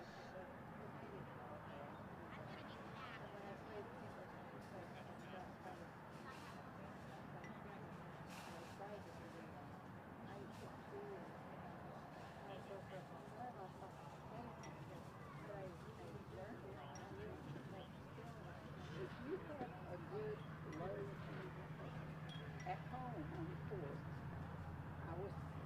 we were playing alternate shot, me and Matthew was teaching me, and we were at a point, and he said, you want to learn a triple? And I said, yeah, I did. He said, we're at a good place. And he had me to hit the longer shots, the harder shots, but he told me where to hit them. And I did. I did all three of them. And I did them. So I told Mary Rhoda, I said, I did the triple. And she said, somebody told me you did a triple with Matthew. I said, I did. How did you do that? I said, well, I could never do it again. I said, he told me what to do each and where to put it. I had no clue.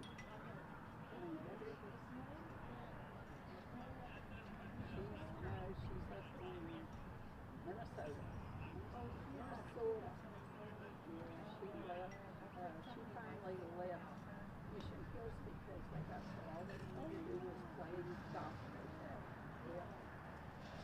And she kept trying to get people to do this and six with it. And the new people just want to play golf.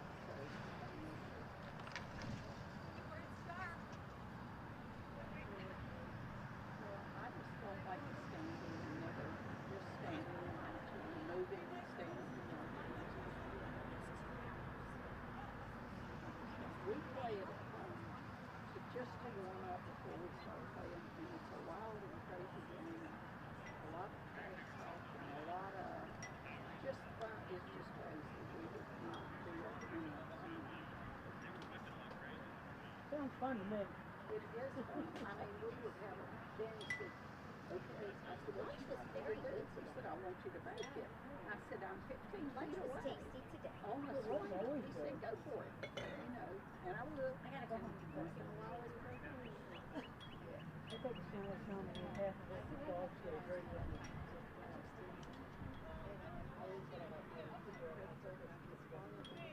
Yes. Well, I thought they put him in the prison and the guys take him out and second dinner. And it makes it very simple. Okay, so if you won the toss, Confident I'll go in first. but you're not confident. You don't toss. Who won the toss the first time? I did. And you went in. You won the second time? Well, you don't toss. And then she goes. Yeah. Which makes it like, so I said, well, keep sending colors. So was I red and yellow? And they just, I can't ask. and I don't Yeah. I'm a healthy. I don't like this. Out there, you ever on puppy? How do you do that? She's gonna, Maggie, Tammy's gonna start our clock and our phone. And can you put my phone too? You better hurry up. It's 2 hours. So the phone is on 2 hours. Right. It's a wonderful tool to teach. Go for it. To either have somebody with you or Sometimes alternate plays is fabulous because they tell you. I know that one guy and they were down in the corner on 6th of these people. They were up here and I said, well, are we going to go make the weekend? And he said, that's their quarter. We can't go down. You know, they're already there. And for you to go down and you go down and set up there with comfort, so let's go over there and shoot. We would go to that corner and come this way.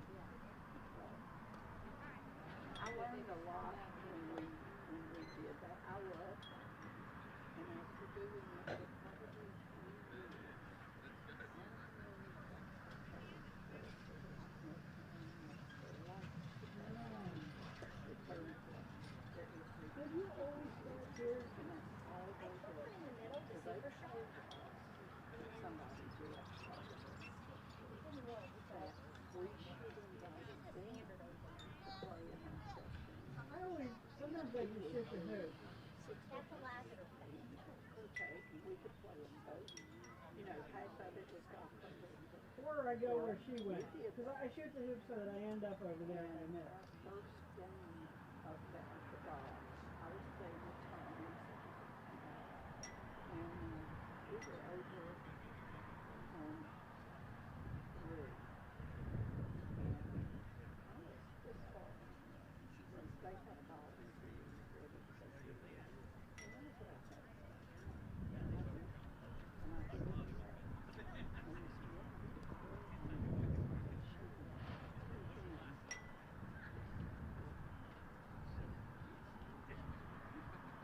and I had a look on my face like, my guy, I started with him, it just feels like this. We made the difference, we did. And as we're going to the next event, she said, she'd been playing about 6 months. And I said 20 years. And I thought, but they were swoops.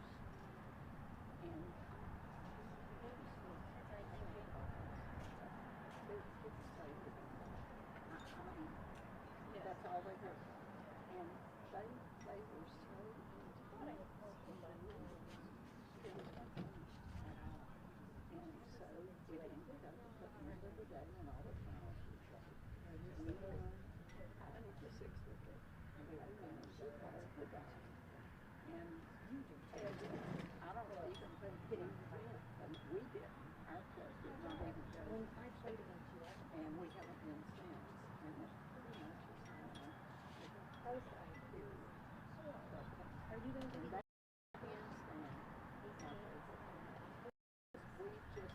Where is it?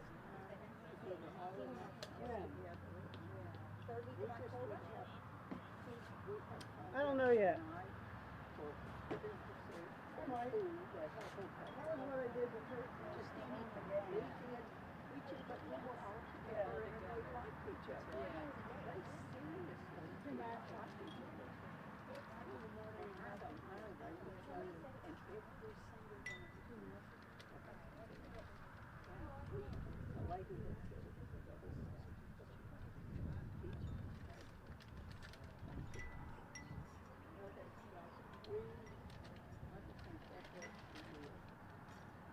Every time they were to make a wicket, I'm serious, the balls could be almost touching the stanchion and be dead middle.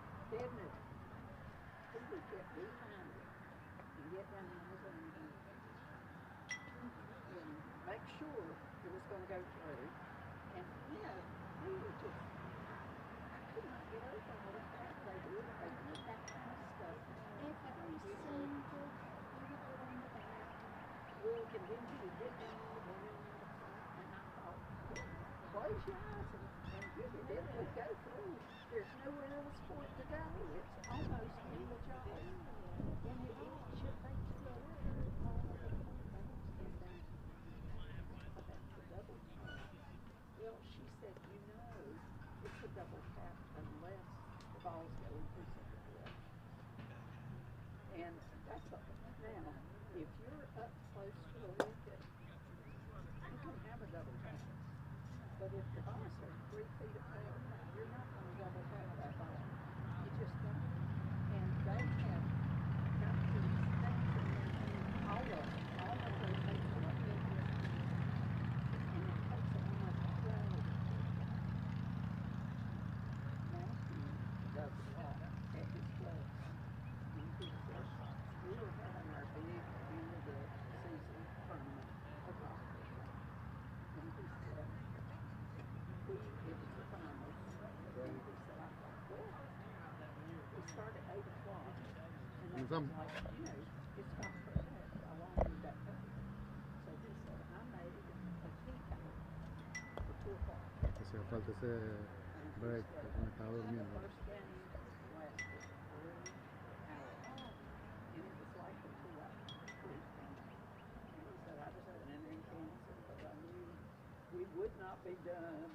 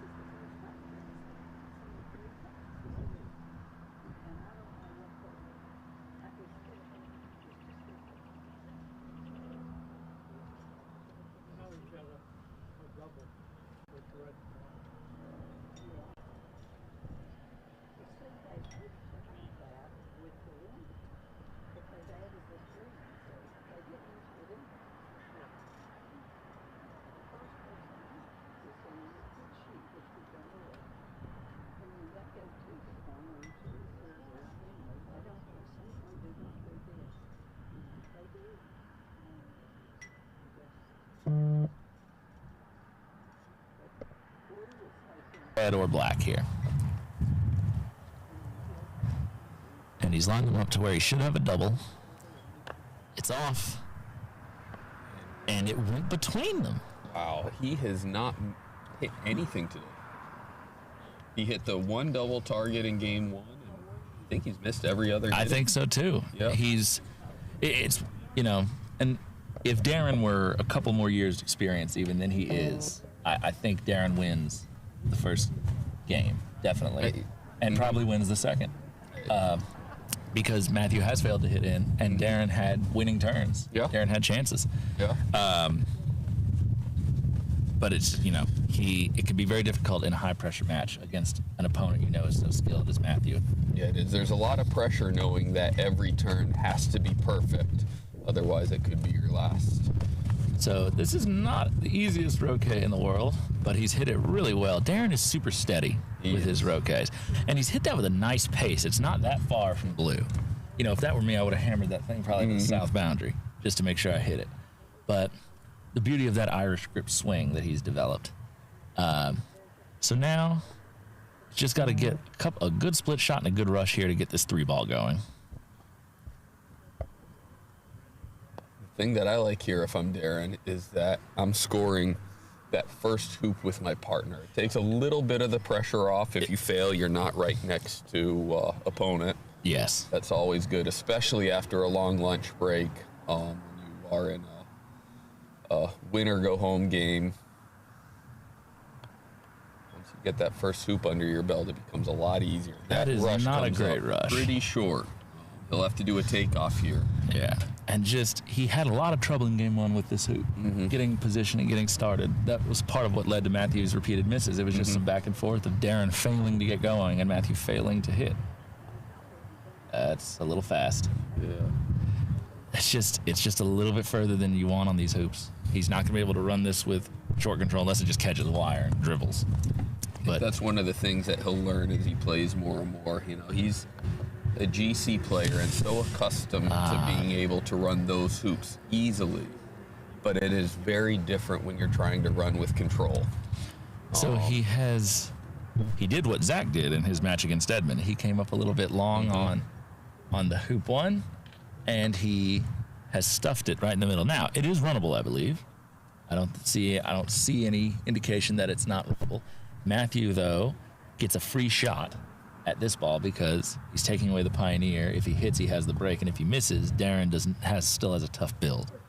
A reminder that Matthew's other ball is in corner 4 or very near corner 4. Corner 3. I'm sorry. My mistake. Matthew has not been hitting, but black may not be runnable. Wait a minute.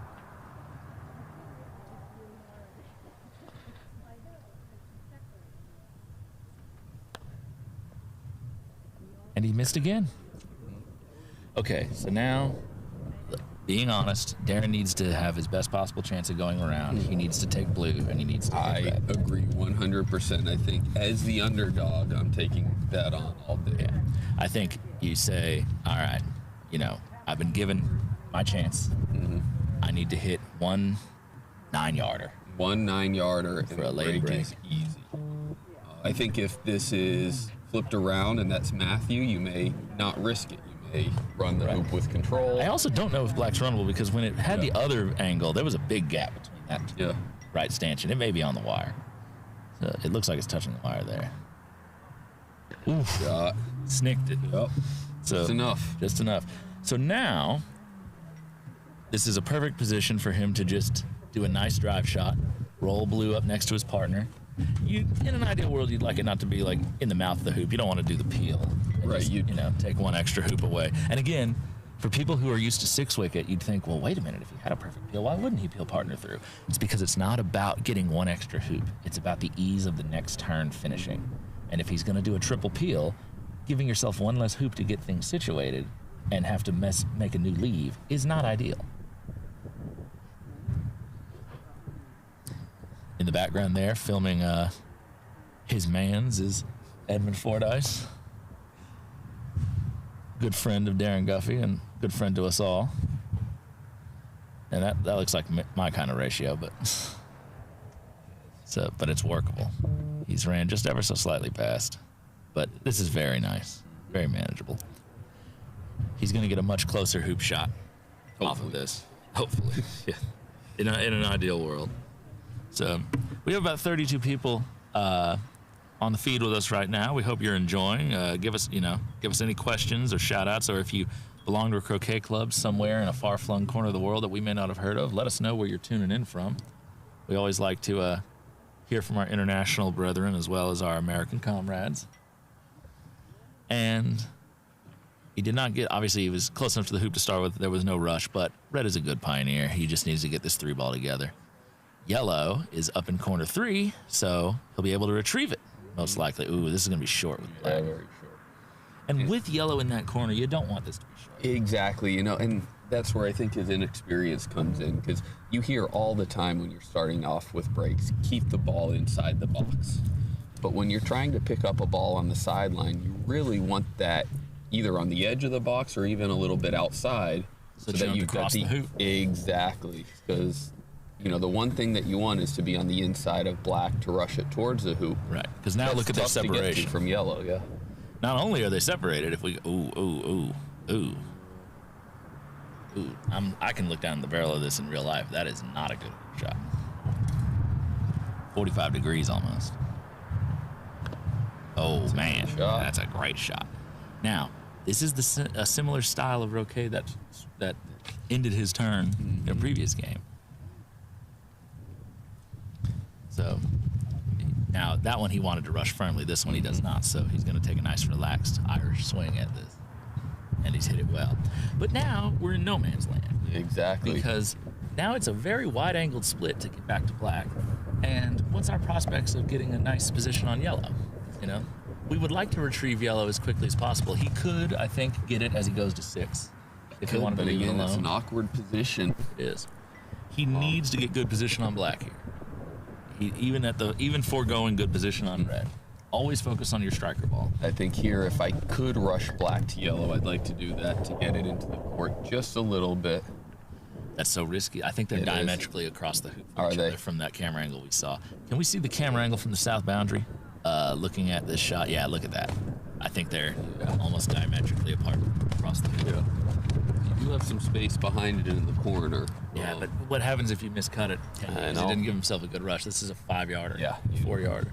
Just get this to your hoop. Many of these. He handled that well. He did that well. Now there's room to come through the hoop and try to rush it back. Yep. Because red is a great pioneer. And the courts have sped up enough now that this roll shot is no longer,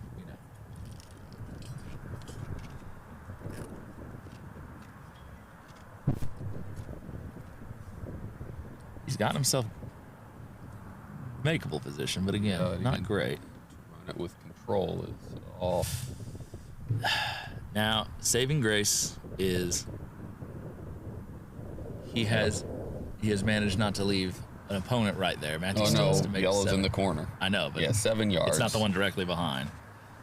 He needs one more miraculous miss from Matthew. But just never quite got control of that one. And it just comes from that short pioneer at 3. Yep. And then the short approach at 2, and everything just compounds on itself. So yeah, when running breaks well, every shot kind of gets easier and easier. If you don't manage it well, Solomon at this. If he hits black too firmly, it may be somewhat tricky to get back to blue to rush it back down to red, because that's how he's best going to build this. I think he just wants to. He got it. A little harder, that might have rushed to 1 on its own. But now, again, kind of in no man's land, because he's got it. The only realistic build he's going to get off of this is he's got to take off back north of blue, rush it through the hoop down to red, and get red over to 1. In an ideal world, he'd actually do a new standard style play where he would rush it south of red. But some pretty big shots. He's going to go for that with the split shot here. So he's feeling pretty confident testing out his split shots. It's going to be short. Is that going to get there? It's almost to the side. It's a little bit past the line of it. I think it's a little bit north. I think he can cut this, but you have to hit this really hard. and really straight.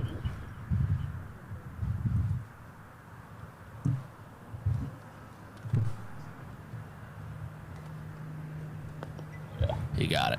Came out at Very an good interesting job. angle. Came out at about the perfect angle for him.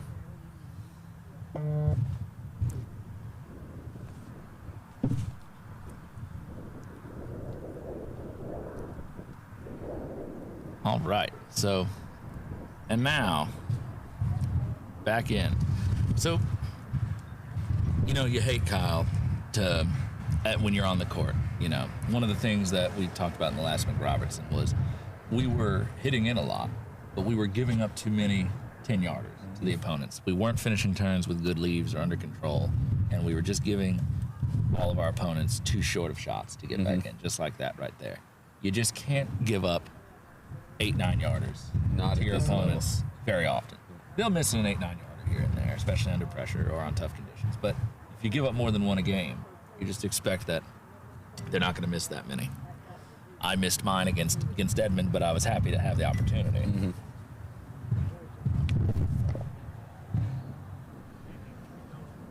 Ooh, good approach. Now watch the difference in average length of hoop shots for Matthew. Ooh, that caught, he must have been angled. That caught quite a bit of wire. Good.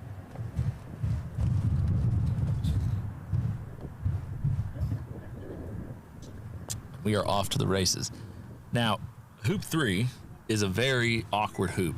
Well, hoop 4 now, actually, is starting to get in that territory of Darren now is going to greatly favor playing the blue ball over the black. So, because you don't want to have one clip on hoop 4 when the other's for 4 back, because it really takes away a lot of your triple opportunities. Even getting a delayed going is somewhat dicey at times, depending on where the balls start. So, Matthew, knowing this, his new standard is going to be exploiting that fact. He is going, not that Darren has, one of my complaints about Darren this match is every single time Matthew set the new standard, he's picked up the wrong ball. Yeah, exactly. And then he's taken the wrong shot with the wrong ball. But Matthew can now make him do it again, even if Darren has wisened up at this point, and basically say, I'm going to put blue up at hoop 2, and you really need to lift blue. If you hit, then yeah, I put balls at your hoop. But yes, then it's an on time again.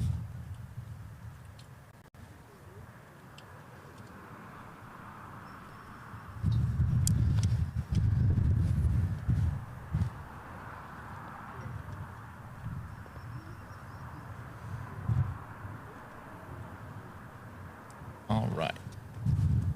He's got everything pretty much under control at this point already. Black is a good pivot. Blue is a decent 4 pioneer, and he's got a good approach to red at hoop 3. It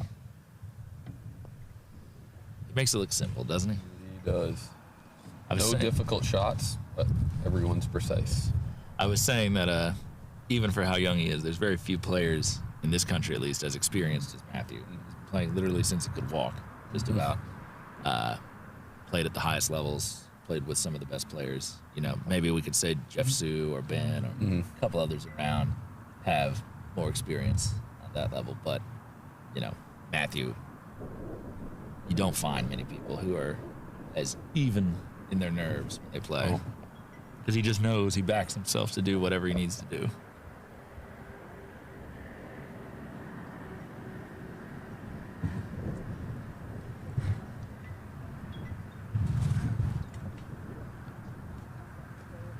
All right, so barring any unforeseen mishits, this is going to be a fairly routine 9 hoops, and we're going to see another new standard leave, most certainly.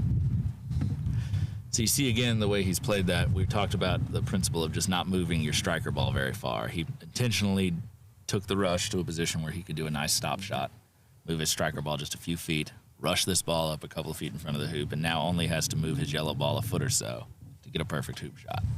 He wants to run this hoop fairly gently. Now he only has a couple foot rush, and so each shot just keeps everything nice and tidy. If your striker ball is having to move more than a few, more than 10 feet, I would say, on any given shot, even if it's a drive shot or something like that, probably could have been done a little bit more tidily. On these big ones, yeah, you're going to have to move more just because you're sending balls out, but as you can see, blue is going to move the majority of the distance, and yellow stays right near the next ball that he wants to hit. Exactly, and he's doing most of those big shots as either a drive or a stop shot, which again makes it a lot easier. If you're having to hit a lot of roll shots in a 4-ball break, you can get better at ball positioning and rushing into easier positions.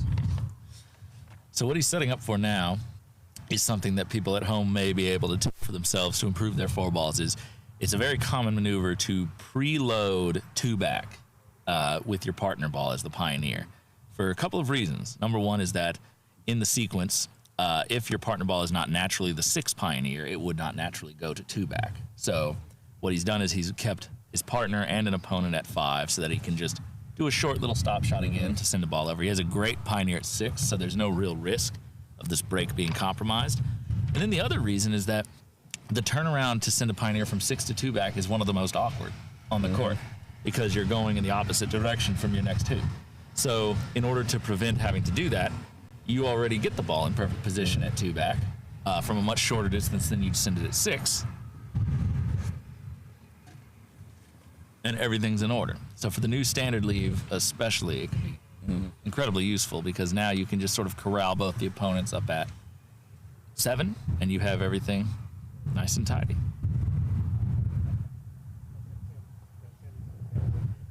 Black's going to be a little further from the hoop than he might like. Yeah, he got unlucky with his rush up. He put it right in his split line to blue, so he went a little wide, making sure he doesn't run into blue. That's the only disaster play that can happen.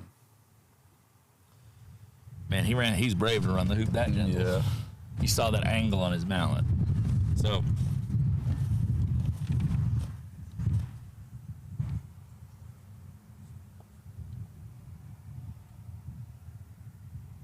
he'll split blue. That will be his escape ball after he pins black to the wire. So we have a comment here from Croquet J. Strong disagree with your NSL versus 1 and 4, Tom. NSL is not really a forcing leave to begin with. Leaving blue at 2 encourages blue and black to play blue for a trivial pickup if he hits. I understand that, but Matthew wants the on-time triple, no matter what. I don't think Matthew greatly cares whether Darren hits or not. I think the assumption is if Darren hits, he's going to go around no matter what he picks up. So from Darren's viewpoint, he wants to play the blue ball no matter what, and whether you put blue at 4 or blue at 2, there's 2 balls by hoop 4. So if he's doing unless he's doing a reverse new standard, which he could do, but there's really no reason for him to do so for his own sake. So I just think from a mental perspective for Matthew, I don't think Matthew really cares whether he gives Darren 3 or 2 balls at his hoop. I think Matthew's fully intending, if he misses, I'm going to finish, and I want the easiest finish possible.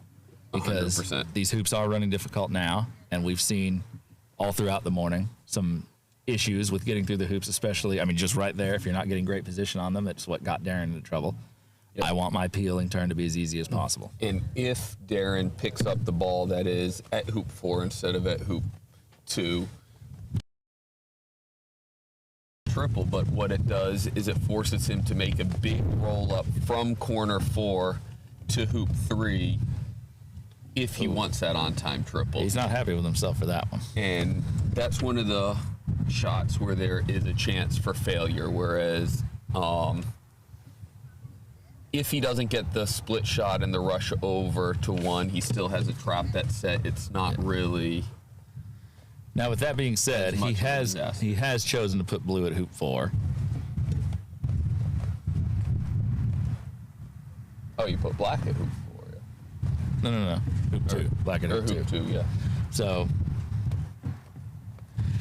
and maybe he thinks Darren's been picking up the ball at hoop 2 every time. He's picked it up every time. Let's give him and he's taking the hoop B-ball 1 ball and have him pick that up. If Darren is thinking the way he should, and again, this is maybe Darren's inexperienced, if this was a more experienced player who knew which ball he wanted to pick up, I don't think Matthew puts blue here. But knowing that Darren just seems intent on picking up the hoop 2 ball no matter what and taking the B-ball shot, then he's probably thinking, well, if he does pick up and hit, then he could be on 4 back and 4, and he's only done 1 triple in his life in a real game, and he's probably not going to do a triple from 4 back and 4 anyway. So, also, knowing Matthew, he could just be going for the practice of, I want to get one of those big roll shots from corner 4 before the finals. If That is the kind of that's what stuff he gonna does do. when he's feeling good. Mm-hmm. And even though his hitting hasn't been great today, his break play has looked very clean. So he's definitely confident in that part of his game.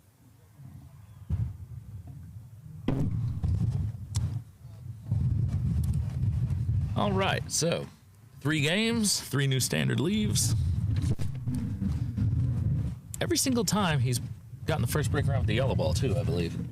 Yeah. So just an interesting note. Darren hit this in the first game from B-ball, missed it in the second game.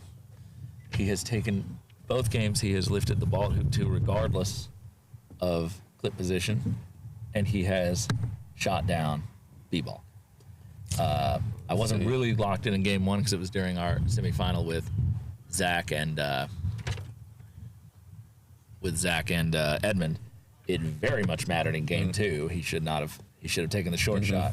He should take the short shot here every time. And once again, he's going to that And hoop 2 ball. he's not even thinking about it. Nope.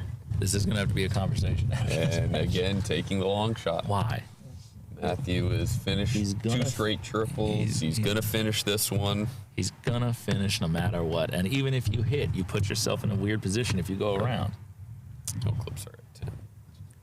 Also, even, again, the point that was made about, like, having balls at your hoop, it's like, if he lifts blue and he hits, he's got 2 balls in the vicinity of his hoop. If you shoot the short shot, you at least can get started somehow. Throw a ball deep behind 4, hit the other one across to 5.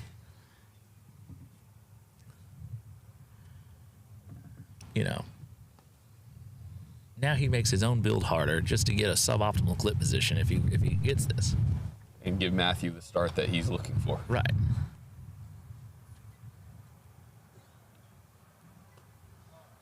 Looking at it. Ooh, got it. And he hit the correct side, left it near yellow. He did that last time too. So good swing he's got. You can tell he's good at golf, Croquet. Yeah, he's got one of the straighter swings out there. Yeah. Very athletic man. So, just needs a little more refinement in his thinking. But that just comes with practice and time. He's got, less than 30 games on the record? What were we doing? We had less than 30 games on the record. Nothing good, probably. I remember, I've told this anecdote before, but my first AC tournament ever was in New York City, Central Park Club, on below 2/3 size lawns, bumpy. I don't even remember what type of hoops, nothing to write home about. And I didn't know, because I came from 6 wicket, all I knew was lift hoops, that if you went through 1 back and 4 back, they got ball in hand. So every single game, I went to 4 back with each ball. So every single game I was going to 4 back and just dealing with it later. And Stuart Lawrence was the one running the tournament. And he came up to me after the final game, after I won the second flight on the final day, and he's like, yeah, you know how you've been doing that 4 back and 4 back thing? You shouldn't do that. Yeah, stop that. I was like, why wouldn't you tell me that at the start of this? Like, after day 1, why wouldn't you tell me that? So...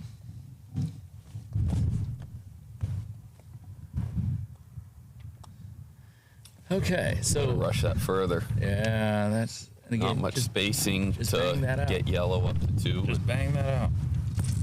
Get it to the corner. Get it somewhere. So.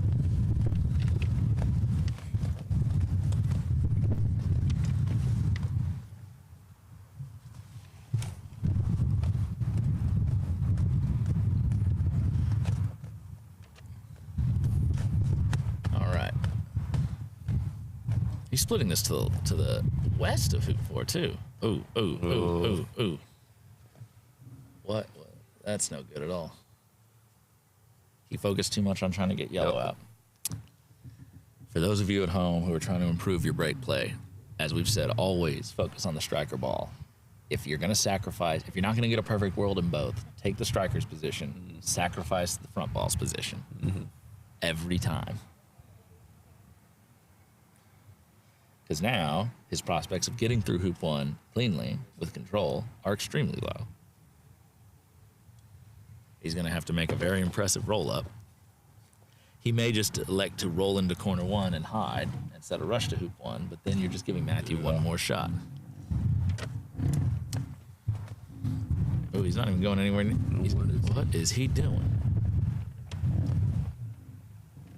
Is he going to try to roll this all the way to corner 3? That's what it looks like. Why? Oh. Oh, I do not like this. What happens if you leave this 10 yards short of the line? What are you?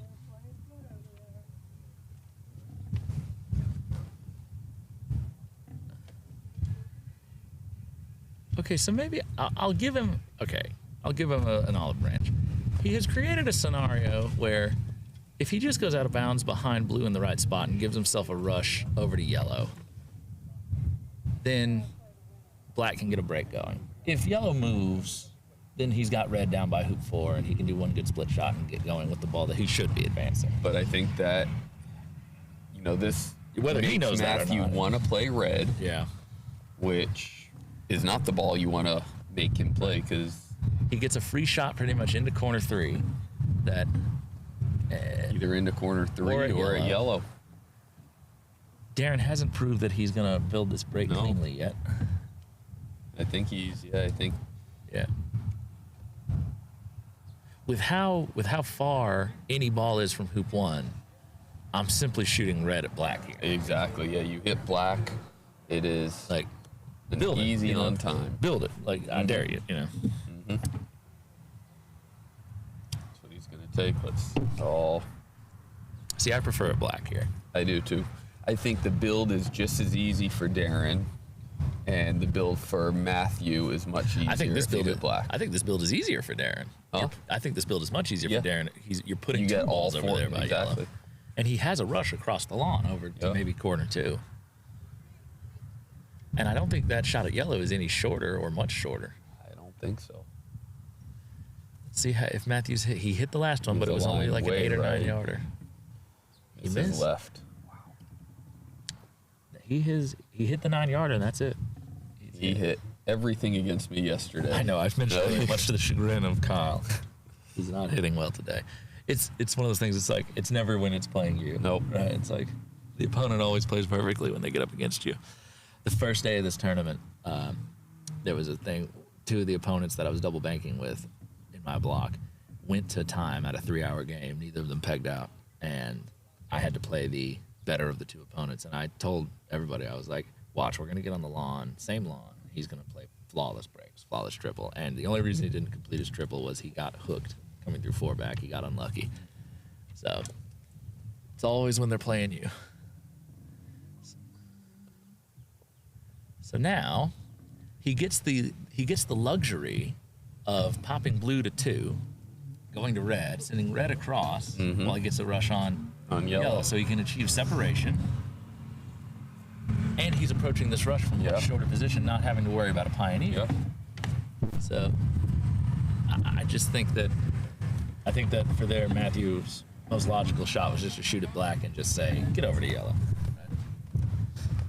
Blue wasn't that far out on the lawn. He wasn't going to get red out of the corner that far. Oh, the only thing, he must not have had a good rush on court. If he shoots it black, Darren could have hit black, got a rush very close to yellow, and have an easier time getting a perfect rush to 1. This Fair. way, But if he's either coming in. Oh, he didn't even try to get blue out as a pioneer. Oh, so he's going to send red to 2. You Now he has to do it with a split shot. You gotta he's leaving send blue red. there. Yeah, he's leaving red close to blue. Remember, ladies and gentlemen, on shots like this where you need a rush, if you can do less ratio, do less ratio. He has willingly now chose a full roll instead of a from the side, mind you. Now maybe he's not confident in his ability to get great position at 1, and by leaving blue there, it could be his reception for 1. He can bang it to the baseline. I have done that. Thinking ahead. I have done that. Oh. But then if you miss down at 1, he is sending red. What? This is very odd. The rush is bad. No 2 pioneer. I think part of this is just nerves. Mm-hmm. It's inexperience mixed with nerves. Bad rush.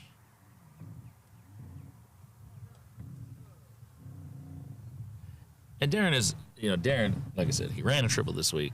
He took a game off of me, in block play. Darren's a very capable player. So what you guys are seeing at home here, this is not the most accurate indication of Darren's abilities. But he has never been in this situation before. Right. And this is actually very similar to the roll-up he had to do in game 1 before him and Matthew got into this back and forth shooting at things. A pass roll from mid-lawn. He was closer then. Oop, oop, oop, oop. Black's traveling. All in all, that's a great shot. All in all. So now that position with blue, he can run to the Oh, baseline. every time. I'm not even. Rush over to red and rush red back to yellow. and he looks like a genius. Well, I wouldn't say genius. He looks like he's scrapping it together. But and if you do catch wire here and you grovel through, you still have yellow. He wasn't even trying to go for the north boundary. I would have banged that. So now what do you do? So do you leave yellow behind? Do you go to blue and then do a reverse takeoff? I almost think that's the play. And then just retrieve yellow later? I wouldn't have hit yellow off the court either. No, I would have kept that on. Like, come back and get it after the fact. I don't want to do a split shot up to blue. Because where am I going to send yellow? Red's already at 3. Yeah. What am I going to do? Split it over to the middle? Yeah, oh my goodness. Pivot ball position. Just put red and yellow closer together? Yeah. Leave yellow here, and then worst case scenario, yeah, red's going to get whatever 15, 16-yard shot you leave him on the north boundary there, but Matthew has not proven that he's hitting right now, so.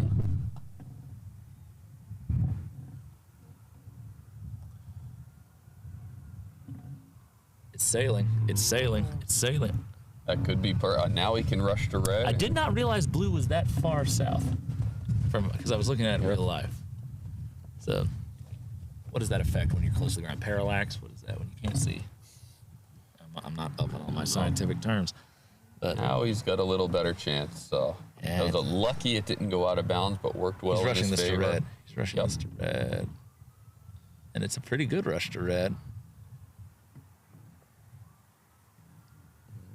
How rushable? Oh, red's dead south of the hoop again. I could not tell that. So we're one good rush away from being back in business. So yellow still needs some tightening up. Here, I think I'd just go take off. Get your break in order. Don't agree with this. See, now the rush is not as good as it could have been.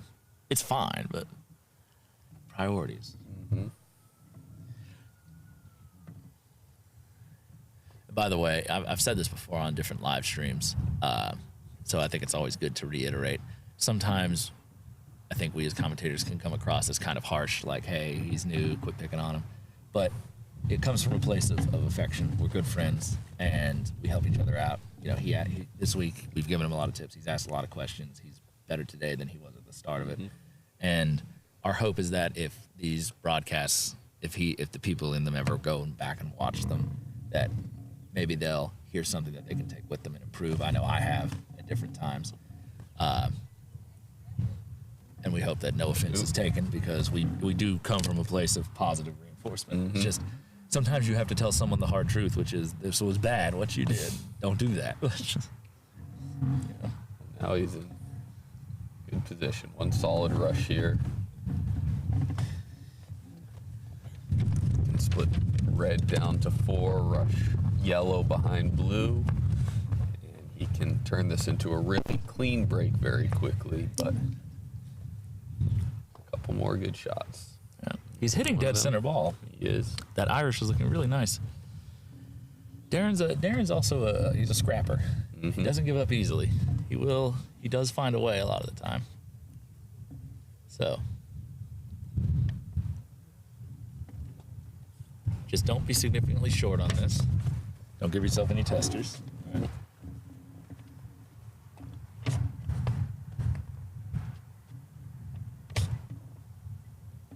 Don't be significantly short on this.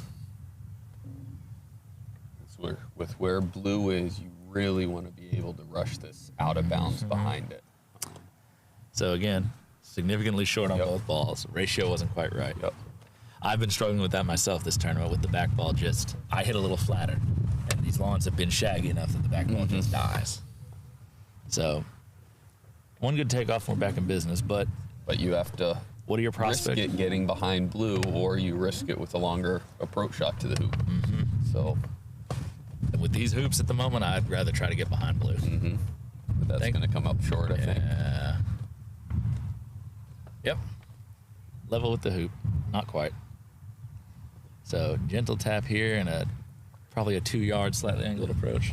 And this is where I think I see a lot of people who say, oh, I've got an easy approach to the hoop. And it is a shot that, you know, he should run this hoop 90% of the time. But with control is another matter. And, yeah, but even if you're running 90% of the time, you're going to miss 1 out of 12 or 1 out of 10. If you're having to run 12 hoops in a turn or 9 hoops in the first turn. And he's short.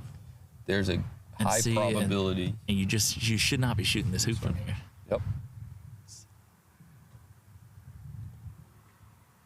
He's groveled through, and he has no backswing at blue. Yeah, that came out at a terrible angle for him.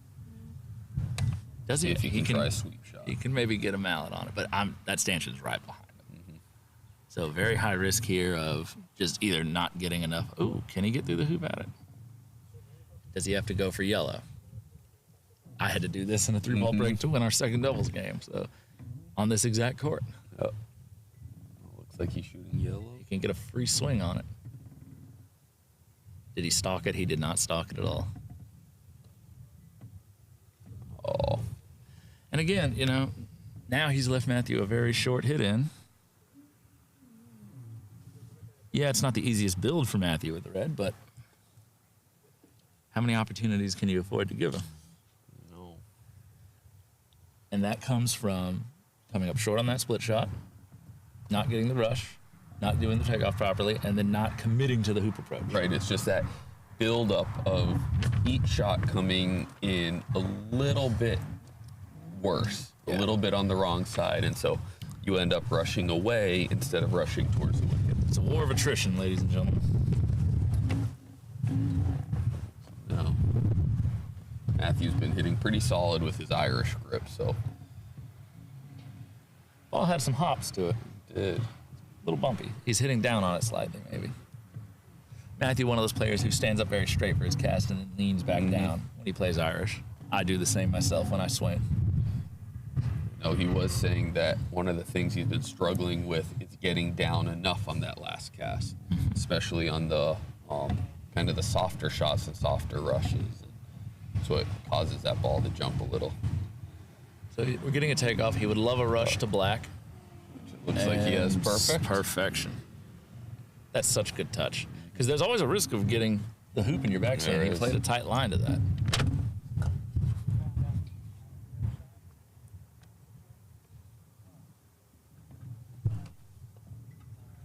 Yeah, he's played that. He's looking at it. Miss hoop 5. Ooh, he was looking at that. I mean, that's pretty dang good. Yeah, that's very good. Perfect cut. Maybe a touch short of perfect. He would like it out of bounds next to it, but.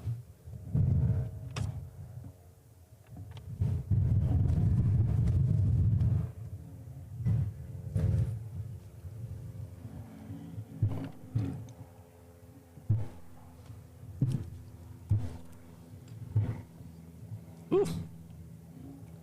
Went a little longer than you might have planned for, but it's in, it's safe, and he's got a good rush.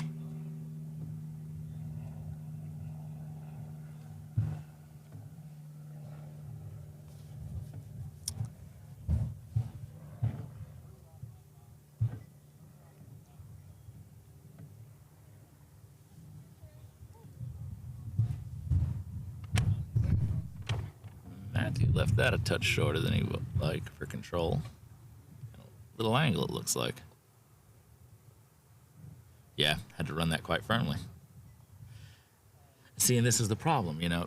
I think Darren did try to run that last hoop less firmly than he should have. I think he should have just accepted, like, hey. In fact, you had yellow and red both by hoop 4. If you have to, because you didn't get great position, try to, you know, run it hard. If you catch wire, fine. If you don't, just hit yellow and keep the break going. You're not tripling, you know. So.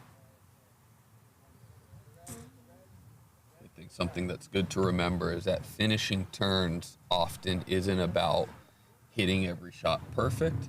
It's about taking away the possibilities for mistakes and looking at it and saying, what is the position I can't get into Right.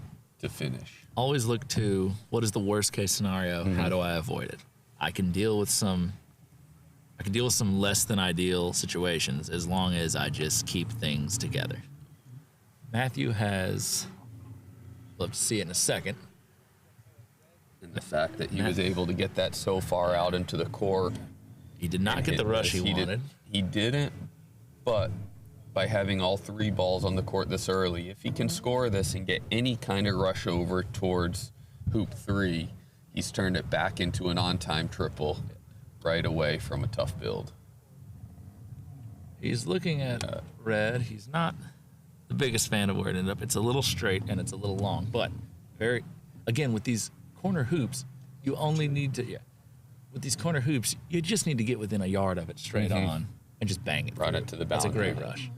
So on hoop 3, like what Darren had, you don't want to approach from here. But on this hoop, send yellow a little deep, just get up in front of the hoop and just full blast it. Exactly. I guarantee you that's what we'll see Matthew do. So see, he would normally say that was a horrible hoop approach, longer than he wants if he had to run with control, but there will be no running it with control here. This is just going to be a full swing. Oh, and there you come go. Out to the right of yellow? If it did, that's bad luck. Yeah. That came out at a very...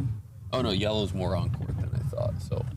It's pointed due south. Yeah, you can cut this a little. You would have liked to be able to rush it a little more east, but he's got a chance to load this in position. He'll rush black out of bounds and then split black down to hoop 4 and score off of blue. One good split here, and he gets the peel early. Oh.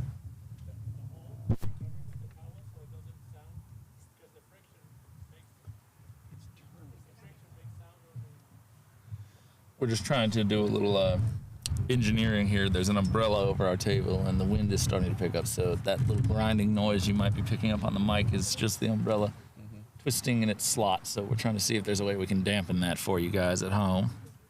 But we need our shade. It's a scorcher. It is warm.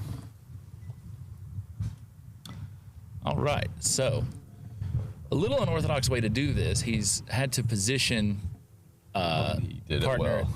Yeah, he's done it very well. He has to now send the Pioneer to 4 down while approaching the escape ball, what will become the escape ball, and he's short. And again, this is going to cause some awkwardness with a reverse takeoff now. Good news is yellow, with how deep yellow is, You have leeway. he can run red fairly firm to get it past yellow and rush it back towards the hoop after he scores. So That's a good takeoff. it's a good takeoff. He's got a distance where, if he gets it to yellow or even 2 yards past yellow, you expect him to be able to peel. So now he is in pretty... Oh, yellow's It's angled. further and more angled than it looks like from here, but this is one I'd be going at a straight peel, but he is so good at judging the pull of these. Didn't judge that one. A couple of times he's gotten less draw than I think he's anticipated. I think with the way the court surface has changed, it's not pulling as much. Because he was saying how the first few days of this tournament, he couldn't play enough pull. Yeah. Like it just kept going. But a couple of times now, those angle ones, he's played not enough.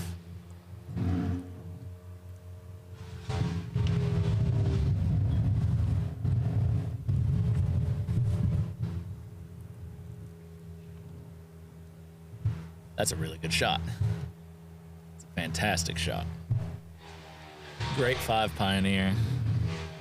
Great I think rush. he would have rather blue be a little bit shorter. Yeah. Just so that he could take off from yellow and rush it into position instead of having to be quite as precise with his takeoff. Yeah, but I think from the distance he was coming in at, he'll take it. So this rush got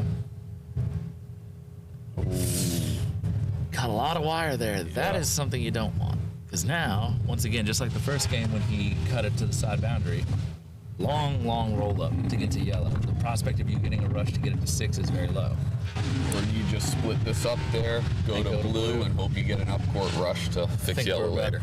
Let's see what his hand position indicates in a second. Yeah, he's just going straight to blue. Very reasonable. Yellow's in court enough. Oh. He knew from the jump he was begging it to slow down. That is deep. So as you can see, that is well away from hoop 6. Yeah, but it's better deep than short, because at least deep he can roll behind it. Yeah, he knew it was overcooked from the second he hit it. Gosh, what a good split stop shot.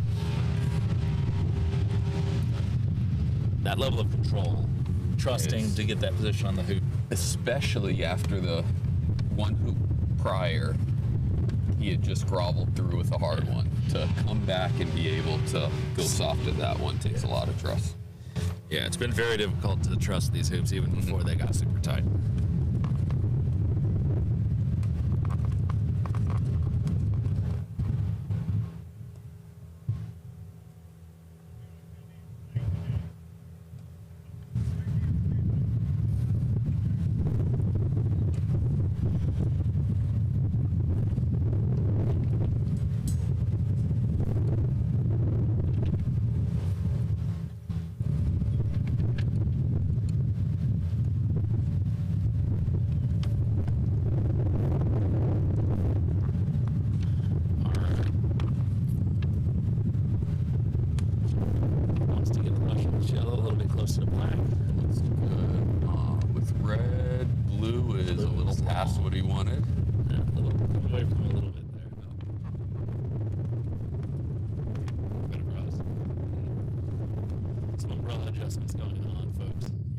Perfect.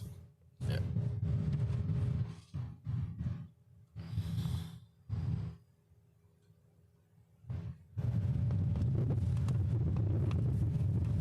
Tip tap. So this camera angle almost shows it. He's very close, but if you can see, he's pointed a little bit into that left-hand wire from our screen's perspective. And let's see how much this pulls away. Yep, did it well. Rush on black. Yep.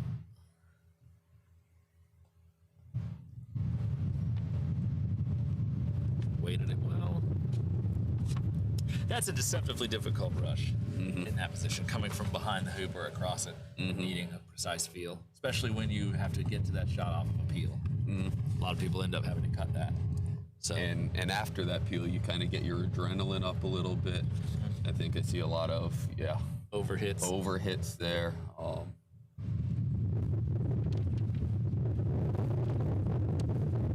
Blue is getting that rush back near yellow. Helps a lot. I think we'll see him rush yellow over to corner 2 and split yellow as his 2-back pioneer. Just to make his approach easier from 1.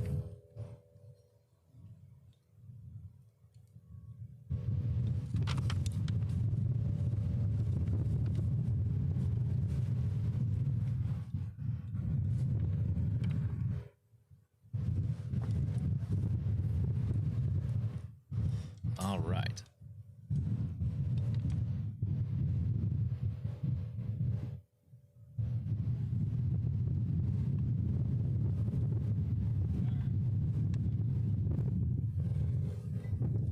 So, unless he's about to send yellow down to 2-back. He is. I was thinking he was going to try to do the penalty field with the escape of 2-back, and I was very excited for the possibility. I know he likes to do that when possible, but with where blue was, it just was tough to split from that side of the court and get past it. So this gave him the ability to... Well, I thought we might be about to see him send yellow back in front of penalty, make this hoop. Oh, and escape. Use black as a rush to 2-back. If these hoops were a little bit more forgiving, Yeah, I think that's one of those situations where you look at what can go wrong. Yeah. And there's a lot more Having blue at 2 back is not a bad thing because getting the backwards rush is not that tough. And with black there, you can get it either in really good peeling position, or if you make a perfect rush, go for the peel right away.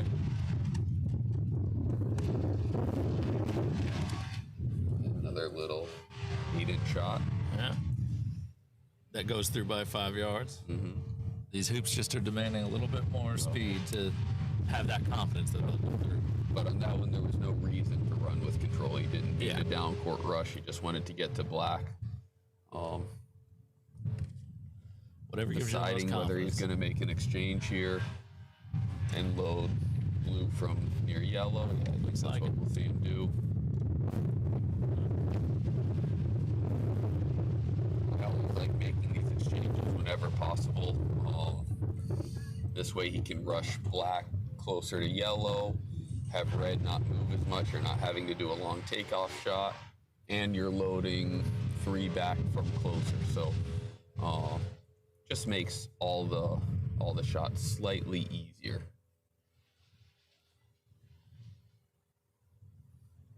Looking for that perfect spot. Yep. Making Spacing is sure- very important. Yep.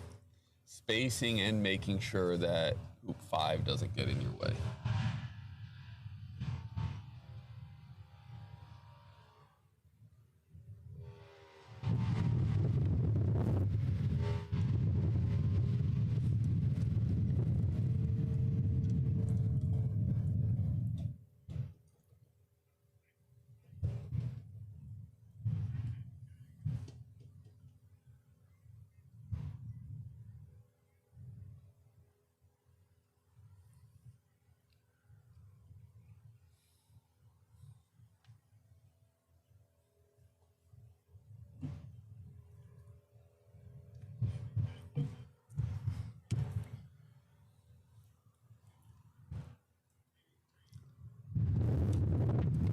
Looks good. Pace of black is promising. Yeah, that's nice. It's a nice shot. Perfect.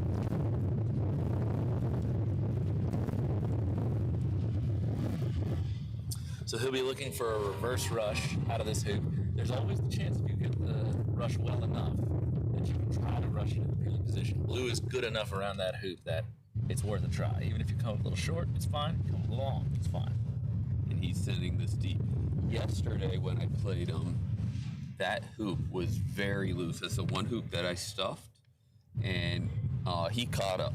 He caught on it a couple of times where it didn't go through close to as far as he thought it would. So he didn't try anything cute there. He sent it deep so he could run firm. Yeah. Now he's got his up court rush.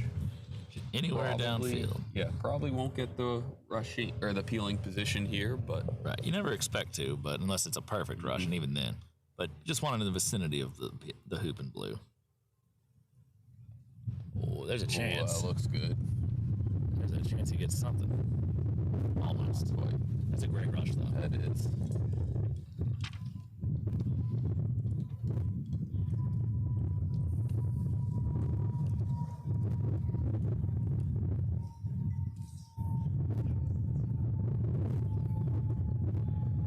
Where's your ideal place for yellow here, Tom? So just a little to the side of the hoop, kind of like that. And again, on the principle that I'm approaching it from a long way to the south. Let's say it's been hard to get forward rushes. You don't get a forward rush out of 3 back. Okay, so now I have to roll up a big length of the court to get to the peeling ball. Do I want to have to go past the hoop and then get behind it, or do I want to just come up short of it, tap in front? I think that's one of the toughest concepts for new players to learn. Certainly something that took me a little while, that you don't want it too perfect too early, because if it is, you're always hitting it out of perfect position. You always want it in a position that's easy to hit it into perfect position. Yeah. Greg says, super impressed by Darren's performance. Greg, he has outdid himself. His second tournament ever, being a semifinalist in the national championship. I think his first triple in under 15 games. Yeah, something criminally like underrated. So if anyone Yeah. from the WCF with any power is watching, bump him up 200 or 300 points, make it more appropriate for the rest of us. So, because he did get out, his first tournament was a rough result, but he truly came into that tournament having probably played little to no AC. Didn't even know how a triple peel was put together. And now he has gone from that in less than a year's time to this. Well, and he's had a lot of good mentors. I know he's played a good amount with Edmund. Stevens played quite a bit. You've played some with him, so he hasn't played tournaments since then, but he's played quite a bit. Matthew peeled that rather firmly. He did. I'm surprised by that. Part of that, I think, is he's been able to do them as these sort of narrow, flat strokes very reliably. And in order to get the rush he wanted, he had to hit that a little firmer. Might cause some awkwardness, though, trying to get... Yeah, he'll want to rush that backwards after this. But, again, putting blue deep so he can run to the boundary. A nice reverse rush down towards the peg here is what the doctor ordered. So, and it looks like he'll get it.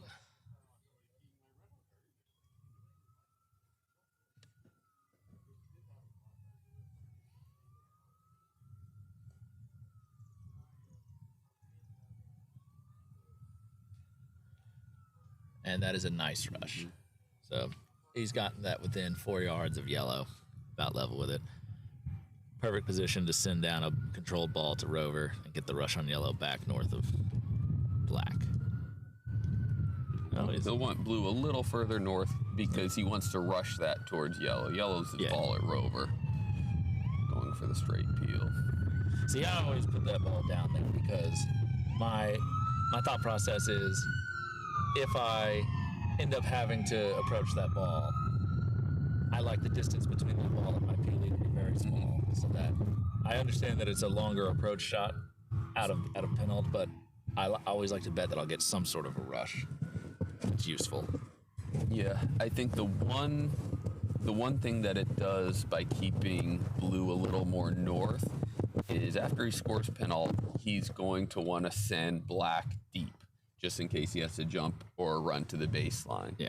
And if he's sending it deep with a drive shot versus a roll shot, he's got a little bit more control over that front ball. Like here, he didn't get the down court rush. It'll be a little bit easier for him to get it deep and control red without having to put too much roll on it.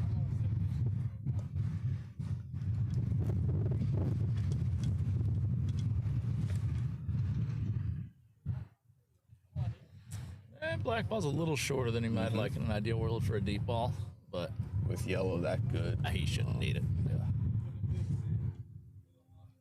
What's more important is that blue is a decent side ball here. He's got the right spacing. He may have left blue a little short. It's hard to tell from here.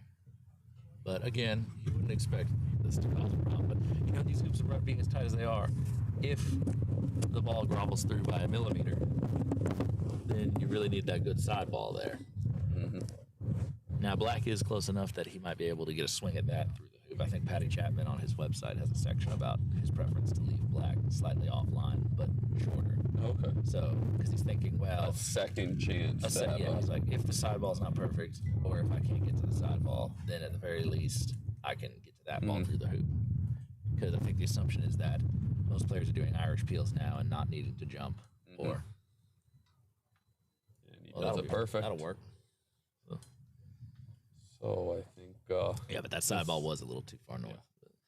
This match is about over, which means we are looking at Matthew Essick and Zach Watson finals. We mentioned earlier that this will be about the 5th or 6th time that has occurred in the last 10 years for this AC Nationals Championship. Yeah.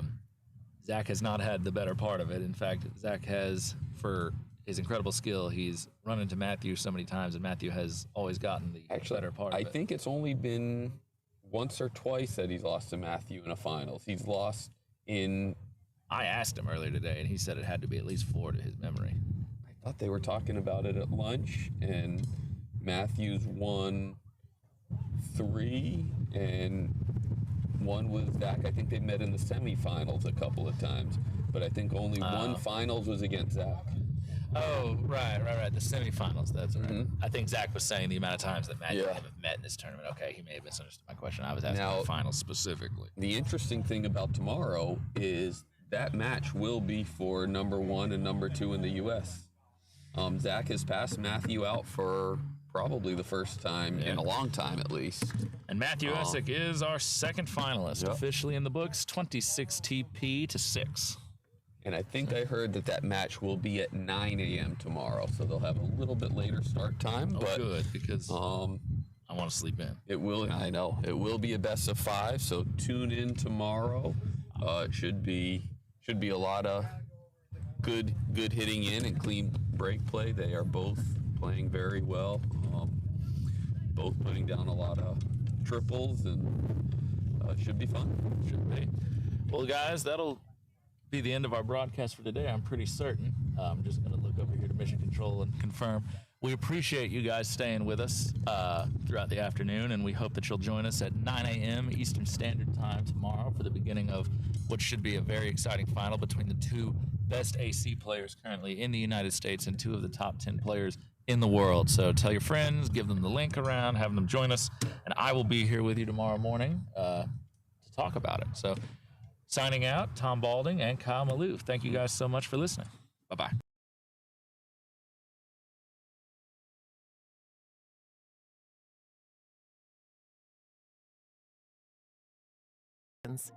Plan your unforgettable getaway today